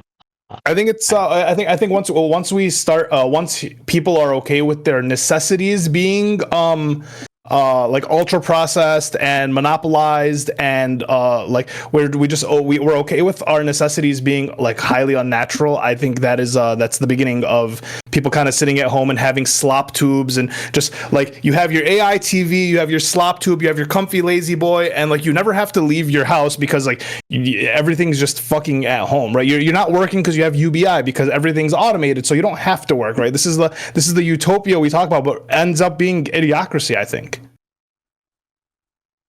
It's a movie. I don't know if you guys have or haven't watched the movie. So like, yeah. I know what you're referencing. Yeah. Like, I don't. That world sounds awful to me too. Yeah. But again, that's unfortunately. I think we're doing all these things in hopes of utopia. We're like, okay, listen, if we reduce like human labor, right? Like they don't have to fucking work as much. But I would argue. Okay. I can maybe flip it around in terms of if we have lab-grown meat and it progresses, to the point where it actually overtakes current meat practices. I would argue that given the excessive land use that animal agriculture overtakes, we'd have more green space to work with. And we could turn all that green space into actual parks to lure the people out of their houses to go play in these great parks that we'd have and all the green spaces. I mean, this isn't malicious intent, but like the corporations don't want that. They just want you to be a consumer at home. Unfortunately, man, the people who push for like the third spaces in the parks and all that, they get called socialists or they get called anti, like whatever the fuck it is. So it's like the corporations who are technically, yeah, but once we start getting into that world, Lactoid's gonna be like, no, fuck that. I don't want my fucking just reduce the fucking taxes. So it doesn't work out. We're talking about utopia, and yeah, we're gonna reduce all this suffering, but all this unintended consequences that are gonna come with it, right? It's not even like no one's talking about. Sorry, we got to stop this utopia. I think that's unfair to put on Nonfon and Cory, right? I mean, I'm being hyperbolic, yeah. Talking about like allowing an industry to take root, right? To even try, rather than get banned immediately. So like, no one's saying this will bring about the utopia, right? No, I'm saying it's to Cory's point. He's saying if we do end up going towards the meat, we're gonna have all this empty green land and we can turn them into parks. And I'm like, I don't know if I believe that that's the route that we go, but maybe, we can be hopeful, but that's what I'm saying is like the intention is utopia, right? Like to Nonfon, I'm not like prescribing it, but his intention and goal in all this is to reduce animal suffering, like initially, and then, human suffering and so on and so forth that comes along, right? Isn't that like your whole thing in this argument? Kind of. I mean, I think like, I do like just generally think like private property like is good. So like I have a presumption in favor of the government like not interfering in markets generally. Now that's a presumption. It can obviously be overcome by certain externalities or whatever. But like I think the thing that makes lab-grown meat specifically just like really good is that animal suffering is really bad. It's like one of the worst things humans do right now. And I think as long as you assign some minimum value to animal suffering, lab-grown meat is just like really good because it reduces it by quite a bit, hopefully. Oh, let's go to our friend Lactoid. Ollie and Gibbs. Let's assume. I just have one more question for Nonfon. Sweatshops. How do we feel about that? Is it like? Are they? Because we said something about how much suffering before a human life or a life living isn't worth living, right? That was something along those lines, if I heard correctly. Well, I just said we all have an intuition that it would not be good to bring something into life if it lived like a truly horrible, like torturous life, right? And now people might draw the line at different places, but I think that is like obviously true that like lives that are like absolutely torturous and horrible are not worth living, and it's good to reduce those. All right, fair. Okay, go ahead, Lactoid. Sorry, you're good. I actually think the I do sort of have an issue, like when people. I think there is like a concern when we say that being's life isn't worth living, so I'm going to make like the executive decision for it and end that thing's life. I think that leads to some like pretty dark paths potentially. So I'm not saying that this can't be the case. I think I can imagine like scenarios which is like pretty obviously the fact. But like if somebody was like very depressed, or like an orphan who, based on my metrics, like was going to go on to live like a horrible life, I don't think I'd be like comfortable like making the decision. Be like, oh, you know, we're going to go ahead and like, right. So we're going to make this like suffering end right now because you know I have decided that your suffering metric is too high compared to your pleasure metric, and that's pretty like concerning. So, at the very least, you can understand the concern, right? Yeah, but you know, for factory farms, we're also the one, you know, saying that we get to bring them into existence in the first place, right? Like we're the ones artificially inseminating cows. We're the ones selectively breeding them specifically so that they, that's not, obviously not a. I don't know why we keep bringing that up, but like we're the ones saying, you know, we're going to artificially inseminate these cows and we're going to selectively breed chickens such that they, you know, grow super big, super fast. Well, no, I'm talking more on like an individual level. I know Gibbs is referring to like the existence of domesticated cows as like being particularly important. I'm not super convinced about that, and I would agree. I mean, we kill cows all the time. It's part of what we do with them.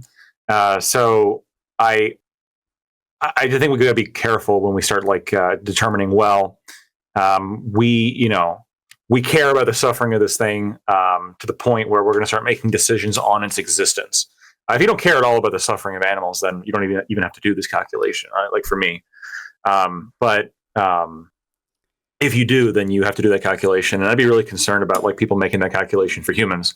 Because I don't want anybody like one day waking up and saying, that lactoid guy, he looks pretty sad. You know, I'm going to go make his suffering end. Like that'd be pretty fucking terrible. But the question I had for Ollie and Gibbs, let's assume like these bans don't really take hold, like these anti-competition legislation, because that's what it is. And the lab-grown meat starts like growing, initially, you know, buoyed by these, you know, rampaging vegans that we all like dislike so much. But like over time, you know, it's not just the vegans anymore. It's also like their spouses who are now like have to eat this shit too because they're vegan spouses. But then it's also the kids, and then it's also their family friends. And then like, oh, you know, this really isn't so bad. This is basically the same thing. And then all of a sudden, like because of production, because there's an increased amount of demand and overall production is increasing, you see the methods become refined. You see prices overall start to drop. And then let's say like 20, 30 years from now, there's no grand conspiracy. Like 30 years from now, there really is no natural meat. It's all lab grown. But like the concerns that you guys have really don't materialize. No, so hold on. That is the conspiracy. Well, hold on. Like, so let's say it just doesn't materialize. Let's say that the meat actually is perfectly healthy. The incidence of disease is actually less. There's more variety. It's cheaper. It doesn't actually all like get controlled by one like kind of monopoly. There's like a pretty healthy competition around the whole country as to different like food growers competing with each other. If this is the future that we get, would you say, oh, well, I guess I was wrong. It seems like we're all good. Or would you say this is still awful because there's something about like a natural meat that is just like intrinsically important to value? There's something intrinsic about the natural way of gathering meat. If everything goes perfectly, right, I'll say, yeah, fuck it, I was wrong, right? If it isn't monopolized, but then personally, I will have a fucking gripe that I grew up in a world where the option of natural meat was essentially stripped from me, right? It was taken from me. I don't have that choice anymore, and I have to eat. Why would you even want that? That's like I mean, like saying I don't want to live in a world where my t-shirt's not made by little children, assuming that we all lifted children all out of poverty. I was robbed of that experience of buying a t-shirt that made from a child in sweatshops. Just like I've been robbed of the experience of buying cotton sourced from a particular way, hundreds of years. No, I think it's different.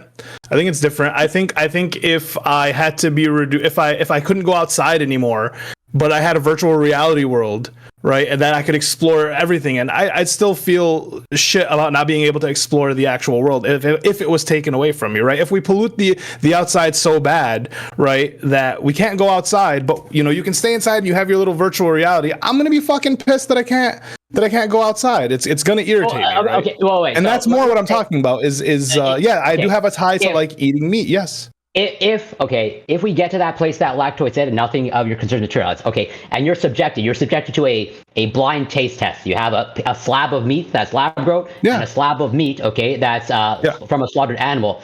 You don't know which one is which. You can't tell the difference. And then after you eat both, and I tell you the one this one is the slaughtered one, would that somehow like change your experience somehow? In terms of or would that make it taste better for you? Like in retrospect, or like now that I know that I've tasted this one, this somehow makes the experience of eating meat somehow better? I just like having choice, man. I like having choice, right? I'm not like a religious like literalist, right? Like I don't believe in. I'm not like, oh, Muslims are correct. All this, I joke around for sure. But I mean, like, man, listen, there's got to be something to the ways of old, right? I do like. I feel like the more we get towards technology, the less we get away from local communities. And it's just, I see a deterioration in humans, in humanity, right? People are more depressed, they're more sad, they're more lonely, whatever it may be. I don't think the solution is like, fucking on top of that, here's synthetic meat too. I think there's something to be said about the things that were done in like the past. And I don't think technology is always like a saving grace. I think sometimes like innovation's fucking unnecessary or too much. Right? I agree with the sentiment there, but yeah, go ahead.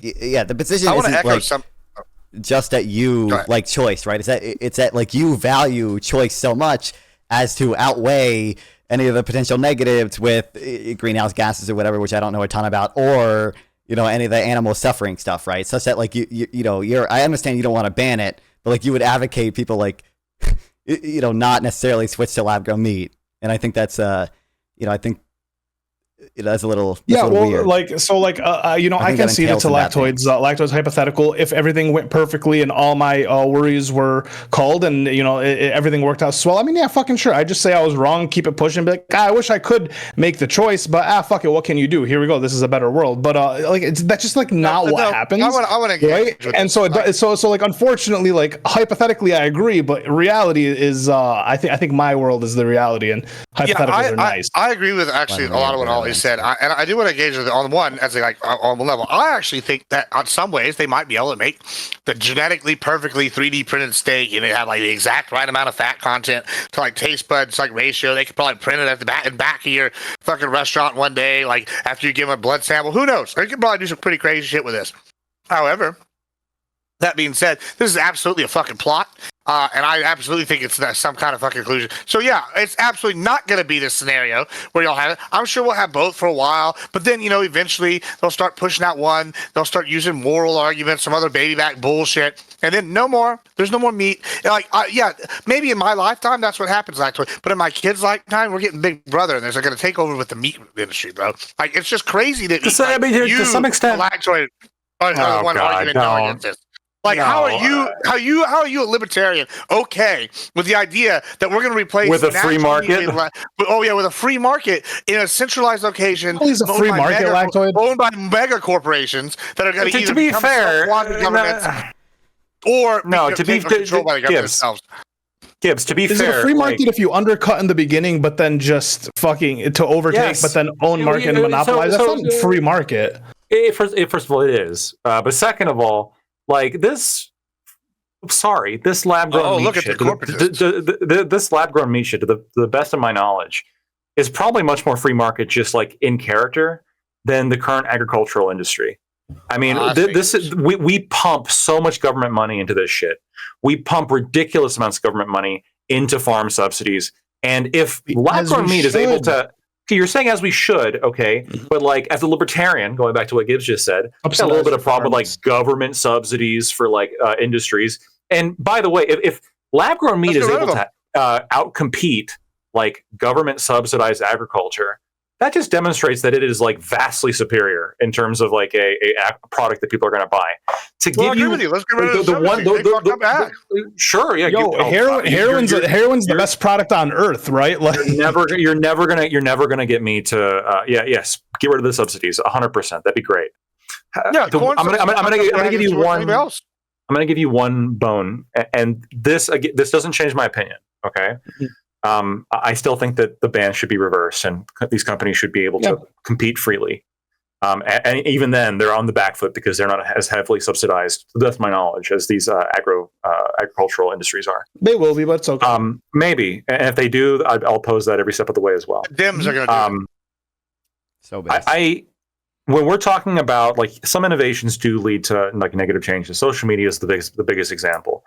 Like in terms of our happiness and depression and all this stuff, you see a significant spike when really in 2000, kind of around the 2012 era, when social media really started like taking off and becoming exponential, especially among young people, especially among young girls.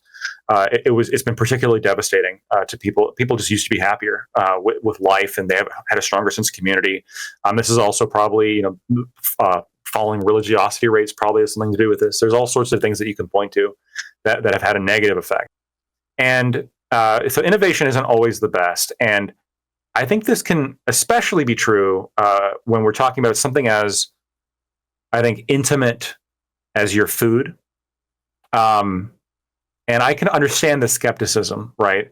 Like, there's a reason why, the old soda that uses natural sugar is just so good compared to these high fructose corn syrup shit, right? And some people say there's no difference. It's noticeably different. It's noticeably different. It's synthesized, sweetener. They use like different acids to break down corn. And a lot of that's because corn is so subsidized, again, by the government, that it's cheap enough to make this kind of sweetener. Awful. And we also embargo Cuba. So if we didn't embargo Cuba and we didn't subsidize the corn, maybe we would just have naturally, sugary soda potentially. There are examples, I think, of like, skepticism towards pharma companies, especially based on, look at what Pfizer's done in Africa, and food companies based on the shit that they put in our food. I fully understand that. But the solution here of just like, I'm afraid of this, so let's just ban it all, this is like the battle cry of every Luddite in every disappearing industry that's ever existed, right? The people who are protesting against, the church banned light bulbs because they said that this is unnatural. God put the sun in the sky for a reason. If God wanted us to fly, he would have given us wings. But here we are flying around, using our light bulbs, using the internet, using all this stuff. And I don't know. I feel like there's a little bit of this happening here too, where some people are just, I think, kind of just afraid of this thing. They can't really fully explain why, but they just don't like the idea of like somebody in a lab coat growing their meat for them. And so they just want to just get rid of it, just ban it, with good old farmers. So they'll stick up for me. But I mean, there's no reason to believe that farmers are going to be less self-interested than, somebody working at a lab necessarily. Oh, no, I think there's something to be said for intuition. If now, once again, free market. You listen. Should it be like actually banned? I think fuck it, try it out. Let people eat whatever the fuck they want to eat. Right? I like the choice, but the issue is the skepticism. I see the lack of choice in the future for the illusion of choice now. And you know how much rat shit's in your cereal? I don't eat cereal. Well, that's good. I mean, do you eat like oatmeal? Do you eat oatmeal? Do you eat anything that has rat shit in it? Because I bet you do. You? I surely consume a for sure. You eat bugs and everything. Yeah, there's shit in everything. Whatever. That's not really. Look, I don't want to get sued, but I'm pretty sure there's some like FDA acceptable level of rat shit in this bag. Okay, I'm pretty insects, sure. all that shit for sure. That's like you can't get away from eating that shit. But I mean, that's part. That's smart. I've seen you. You can't tell me that you don't eat shit with rat shit in it. I mean, sure, I go to the taqueria sometimes, don't worry. I'm sure they got like rat shit in there. Yeah, but like, listen, And at least I know that. cockroaches. Yeah, when I'm over here, I'm like, let me get some. Yeah, sure. I'd rather have the El Cacaroche in my fucking taco than fucking Glab Kim fucking chemical number 364 that's in there that causes. It'll be cleaner causes and safer, nut like, cancer. for sure. Oh, And yeah. Sure. Doesn't red dye one of these cause cancer we have in our food? Like, what do you mean? You have to pump so many antibiotics into all your animal agriculture that you just about like. Yeah, that's a problem too. We need to tone that. We need to tone that back as well. God damn it, I agree. What if I showed? What if somebody in front of you did like a chemical test and showed that the lab-grown meat in front of you has less artificial chemicals than that drink, that Sonic drink that you just had? Well, that would be crazy because this was water that I just reused the spoon. Oh, well, okay. But it's not always water. You would agree? It's usually unsweet tea.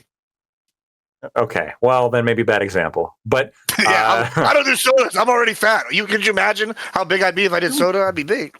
Good for you. I've seen you eat fucking like. I don't have a follow up. I was trying to like appeal to you, but I guess you're too healthy. So. I bet those fucking Oreo muffins, that I've seen you buy, have more chemicals than whatever lab grown. The one Oreo muffin, the one time we did that shit, we did. Those muffins got rat shit in them, 100%. Yeah, exactly. I did that one time for the meme. But those were like sure. That sounds good though. That sounds delicious though. Oreo. They were actually terrible. Like I got them because I thought, oh, this is gonna be good, and they were not good. It was like all base and no muffin top, and just not very good. Oh, so it's just like the cookie without the cream. That's pretty. Yeah, it was really bad. There was like no cream. I thought they were gonna have like, I don't know. It was just not very good. There was no cream in the middle. What the fuck are they doing? Well, I thought the cream was gonna be like on top, but they had this like white fluffy cream substitute kind of like thing in the middle. I don't know. It was not good. It was just bad. I'm sorry to hear that. I was real disappointed. Okay. Yeah, I don't eat processed food.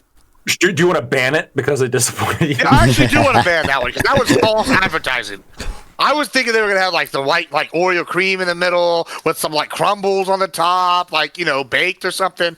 Wrong. It was like spongy. Olive branch. This is an actual olive branch she gives. What if we don't ban it, but if you sell lab-grown meat, you have to like in giant bold letters with like a big warning sign. You can even make it holographic. This is lab-grown meat, and on every single package, it has to have that by law. We can write it. We can write it. We can write it into the Constitution for future forever. Any kind of lab-grown meat must be labeled. I got a counter sales thing for you. We can do that if we just also deregulate all the stuff that we need to put in the cattle. So I no longer have to put anything in my cows. I'm okay with that. He would, of course, be okay with that. Yeah. Yeah, I thought we could. Fantastic. You are adding to my perfect world, Gibbs. It's not a compromise I have to make. Yeah, and then I can label it organic. It'll be perfect. I'll have the same rules. We just have to put nothing. Yeah, well, it would be organic at that point, right? Yeah, it would be exactly. That's too bad.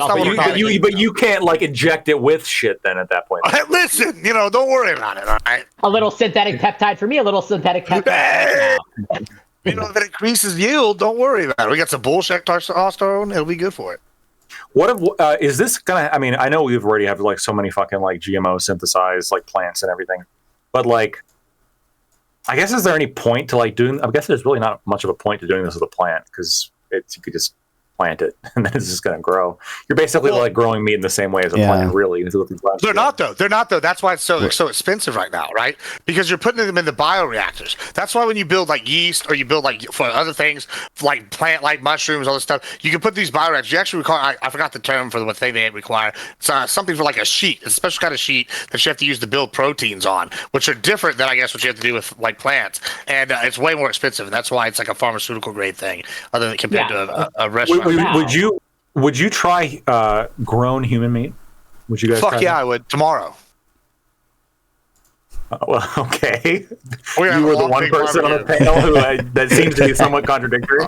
Okay, I'm not pro of that. I'm just saying that's what's going to happen. I'm okay. You would try it, okay? All right. Listen, I would try the cool. I'm sure that if we like genetically like went in here and was like, we're going to make the most perfect steak like ever. That like some guy could be an artist of a steak. Like maybe there'll be designed fat little symbols in there. Like they'll have a smiley face with like fat articulated in the marbling. Like I thought at this point, I'm sure they can do all sorts of crazy shit, in the near future with this. And like, I'm not so opposed to that. Maybe make that the luxury item, as opposed to like, oh, let's just handicap our ag industry here in the United States, because that's a good idea for national security. You're not handicapping it. You're just changing the mechanism by which it's produced.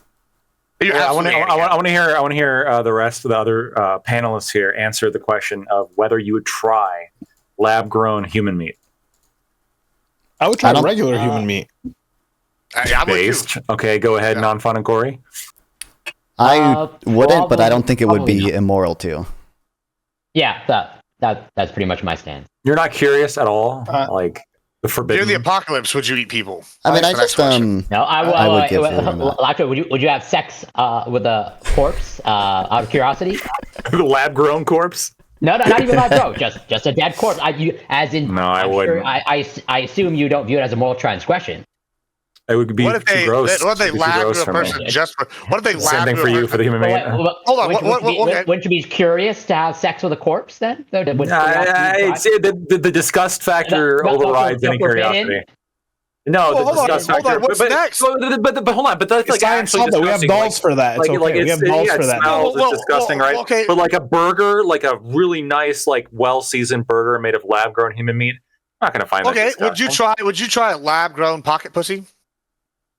Hell yeah.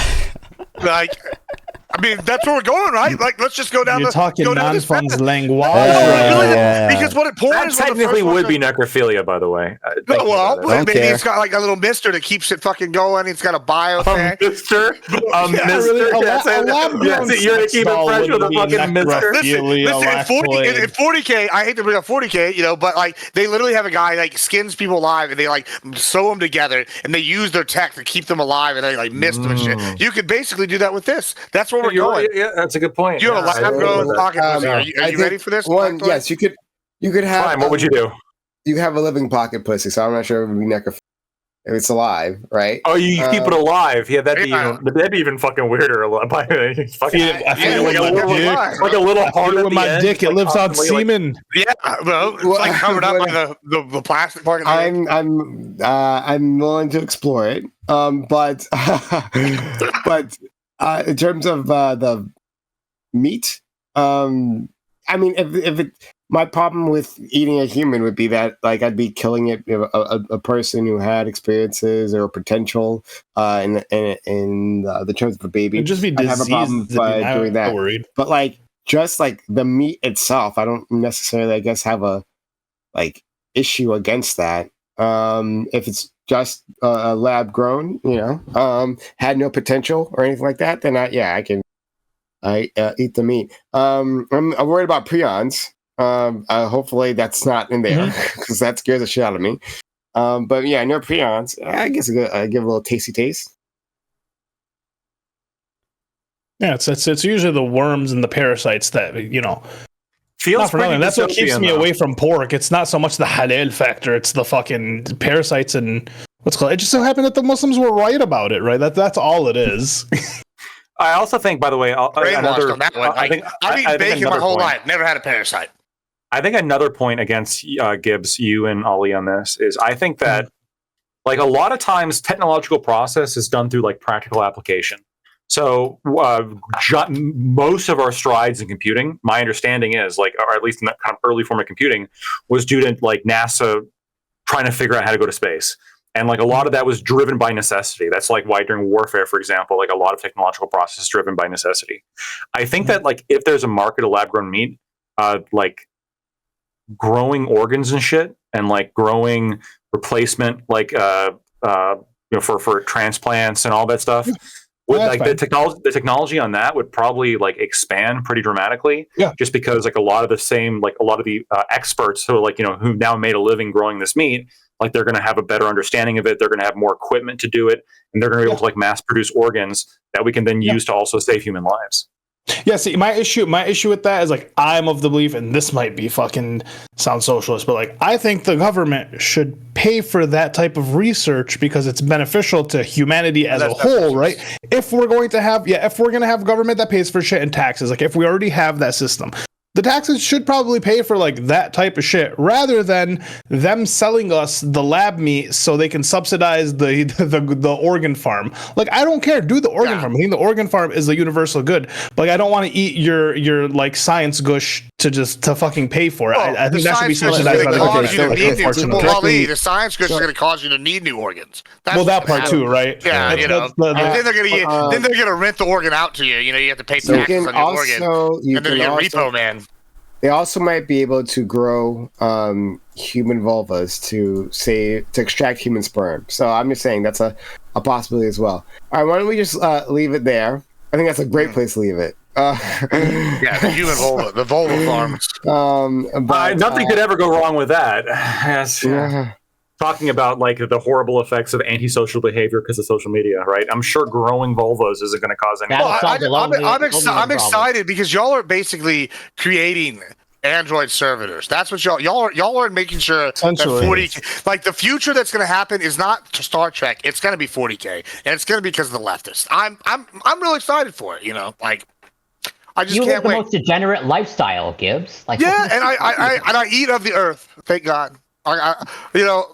You eat of the earth as you inject synthetic peptides and talk about your drugs. I got to counteract the synthetic peptides, bro. We got to counteract them. You know. Any case, so we'll leave it here. Thanks all for coming through. Really appreciate you. Not sure if anyone can even hear me. Because we can hear you. I can hear you. Because I don't know what's going on, man. Guys, I'm working through it. It's just it's tough. But thanks for being here, Lactoid. Thank you, Nonfon. Thank you, AdmiralGibbs. Thank you, Cory, and thank you, Ali. Sorry, I didn't forget your name. I was just looking at. You're good. Else. I'm sorry. I didn't. Well, good. Here, give me 10 seconds while you search for someone to stream out to. Okay. I want to make a quick call out real quick to whoever this Hutch, the guy from Live and Learn, for someone who calls guys pussies and bitches for running away from debates and blocked me on Twitter for the most mundane thing as I'm trying to have a conversation with him, didn't even reply to me. I think that's kind of bitch made. So just wanted to make that quick call out real quick. 328,000 followers and you're gonna block little old me over literally nothing. But yeah. Does he complain about people like running away from debates? Yeah, I literally watched him today talk to a guy who was kind of like exploding on him, and he's like, "This is kind of like you're kind of being like a bitch if you're just gonna leave the debate." It's like, bro, fuck off. Let me. So I'm gonna send you guys off to. There's a person who says in their title, "Raid here." There looks like they want raid. So, and it's a woman. So it's a woman. Okay, I was about to ask that. Yeah. So it's I didn't. I'm not. Did he cut out for anybody else? Right, a heterosexual man is by raiding into women, right? In case anyone had any questions, right, about where Prime puts his penis, okay? This proves all that I'm super straight, okay? Yeah. All right? No question. So you were so excited about the grown vulvas, yeah. That's where you put your, yeah. He's like, I can have multiples of them? You can have multiples. All the pussy. Yeah, I just read it out. Yeah, thanks guys for coming through. Hopefully, I don't know. I might just. So, I'm going to try. Fuck, I really don't want to do it. But I'm gonna have to like reformat my computer. Oh, okay. No, I'm not. Yeah. Yeah, but good looking out in case I was. I'm going to have to reformat my computer. Hopefully that helps. Don't know if it will. If not, then I'm going to maybe stop using Streamlabs and instead use maybe StreamYard directly. You know, a lot of people do that. I know some people, maybe Wick does that. I'm not sure. No, Wick doesn't. Wick does Discord. Yeah, Wick does. I don't know what Wick does. But yeah, I'll try something. Why don't you use Discord? I don't know if I've ever asked you this, but why don't we just use Discord? No, I for video. So this allows us to have our names, like our little name tags, right in the bottom corner. You can. Yeah, and he can move us around. And I can move around, and it has better video quality. So that's why I like that. But Discord right now isn't the problem anyway. It's like when I'm streaming out, like everyone else can hear me, but when I'm streaming out, at some point there's some sort of issue. So I'm gonna try, because I've been fucking avoiding it for like 3 weeks. I'm gonna try reformat computer. Hopefully that'll do it. It's a huge pain in the ass to do that, but if not, then I'm gonna try maybe just like streaming from StreamYards like directly. So a lot of people do that. Maybe it's a Streamlabs problem. I don't know, but yeah, someone's gotta change because I don't know, guys, it's just killing me. But yeah, I know. All right. Yeah, really, really frustrating. But yeah, thanks guys for coming through. This was good, and thank you, Ali, for coming up with this topic. It was a good topic. It got AdmiralGibbs to go off, and the non-emotional Scott, right? Like logically to rage quit. Yeah, logically, decided to separate himself. We'll see if he is back in the future, but you know. It is what it is. But yeah, shout out to all you guys. Hopefully my audio was okay because I was using my typical audio setup. Yeah, you're good. Yeah. Bye. Peace, everybody. Peace. Yeah, fellas, have a good night. See you guys.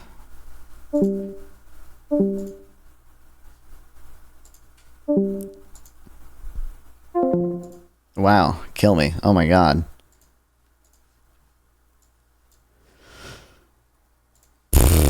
All right, what's up, people? Dear Lord. I don't even know. Okay, so Gibbs' argument was just insane. It was insane. There's a conspiracy to... This is very true, Sauce Rama. I'm going to talk to Amy C3 today. I have no plans to. I think I might save... I have a few people who agree to the conversation, but I think I might save some of them because I want to do a subathon for the like shrimp welfare project now that they're integrated with Tiltify. So I think I might save some conversations for that, and I don't know if that's going to be like next week or 2 weeks from now or something. So we'll see. I have to plan it out.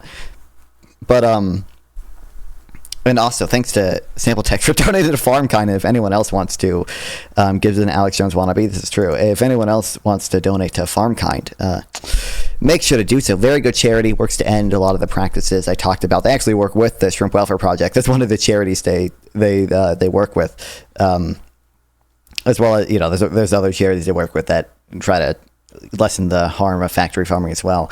But I feel like we got like I guess me and Gibbs had a little bit of back and forth about the factory farming stuff. But I guess like the main concerns I heard from like Gibbs and Ali was like farming employment. That was one thing, like unskilled workers or whatever. And the fact that he thought like lab grown meat was going to like corner the market, and then they would be able to like raise prices substantially in the future. I don't think there's any good evidence of that second one. And like you wouldn't expect that to happen so long as multiple companies were making lab grown meat, right? Like if you granted one company a monopoly over lab grown meat, that could happen, but so long as multiple companies making lab grown meat, it shouldn't happen because they're still competing against each other. And in fact, they're competing against other types of substitute meats, right? And if you don't ban real meat, they're still competing against real meat, right? So, you know, like they'd still be competing against a black bean burger, even if one company had a monopoly on actual lab grown meat. Or like Impossible Meat is not lab grown, right? But it's like, still tries to emulate real meat very closely. I've been told it does a decent job of that, but I don't remember what meat tastes like really. So that shit was insane. It comes to like Ollie's argument, you know, I don't know. It just seems like absurd to me to say that, you know, like the less than like 3% of employment that works in agriculture is like just like so important for unskilled workers, especially when we already have a welfare state that already gives to farmers, right? Like I guess a welfare state specifically doesn't really give to farmers, but farmers do get a lot of government subsidies already, right? So like, you know, when we have a welfare state that does do, I think, a decent job of providing like a safety net for low skilled workers who are unemployed or whatever, like it seems absurd to argue that the concerns from lab-grown meat are like so vast to outweigh the animal suffering and even like the economy generally, right? Like you would imagine, like even without the animal suffering thing, like the economy in the whole would probably just be doing better if we let people invest in lab-grown meat because it's, you know, more efficient or whatever, right? Like even if some farm workers left behind, there'd be like pharmaceutical workers who would see higher wages because of it, right? So it'd probably be like an overall new technology, very scary. Yeah, exactly. But, you know, there'd probably be like an overall benefit for the economy, right? Even if certain sectors were left behind, that's creative destruction, right? That happens all the time. That's what, you know, you brought up with like Blockbuster and everything, right? I think Cory did a good job there. But like truly, like I think, you know, like we talked a little bit about cows. And like I said a few times, but didn't get to elaborate on, cows are, I think, some of the luckiest ones when it comes to animal agriculture, right? Like cows, you know, like one cow can feed, you know, multiple people or whatever. So like the average American might only eat like a dozen cows over their lifetime. But chickens are treated like probably worse. Now, obviously they're like, you know, less intelligent than cows, so they might suffer less than cows, but, you know, chickens are treated like worse. They're in like very, very cramped cells and more cramped than cows. They have their beaks cut off a lot of times, and their beaks like have a lot of nerve endings. Their beaks are very sensitive, so it probably feels very painful for them to do that. We've bred them to select, and to some extent we did it with cows too. We bred them to selectively be like super fucking big. So like their bones are all fucked up. They stand on wire mesh all day, and it fucks up their feet, right? Like they live like horrible lives. I believe like the majority of chickens when they're slaughtered already like have broken bones that are like never treated. Chickens during like transportation, I think it's like 26% of chickens die during like transportations, right? Like it's, you know, they don't have like food and water for 2 days, and a lot of them die. It's like horrible. And like the average American eats like 2,000 chickens over their lifetime, right? So like not only are they treated worse, but like it takes a lot more chickens to feed the average person than it does a cow, right? So like cows are lucky ones, and not that many cows are killed relative to like fish and shrimp and chickens, and even to pigs, right? I think the average American eats like quite a few more pigs than cows like per year over their lifetime. So it seems it seems insane to me to hyper focus on cows and hyper focus on, well, are feeding lots actually that bad? Don't you know, Nonfon? Cows are sometimes only in feeding lots for 5 days, which again, the source I have, the Our World and Data thing, says that 75% of cows are, in factory farms, and they say factory farms we define as any farm that, has them in concentrated feeding lots for over 45 days. So I don't know where Gibbs is getting his data from. It seems like he's basically just making that up. I don't think, I understand he works in the industry, but maybe we have some miscommunication about what a feeding lot exactly is. But I don't think there's any good reason to believe what Gibbs said, whereas there's at least some minimum reason to believe what I said. Like, these are usually like pretty fucked up too. Like this is chickens. There's one picture in a Wikipedia about cows. Like this is like typically what it looks like, very evil, very horrible. But it's dumb to hyper focus on one animal when there are other animals treated even worse and way more of them killed. And then, say, oh, it's not really that bad. And in fact, it's so not bad that, like, it's okay to ban lab-grown meat. If you want to chat with me live, sub here or go to Nonfon420 on Twitch or Kick via the links below. Once again, please like and sub to help with the algorithm, and consider sending a donation through YouTube Super Thanks to directly support me, and I'll make sure to reply to any question you ask. See you guys next time.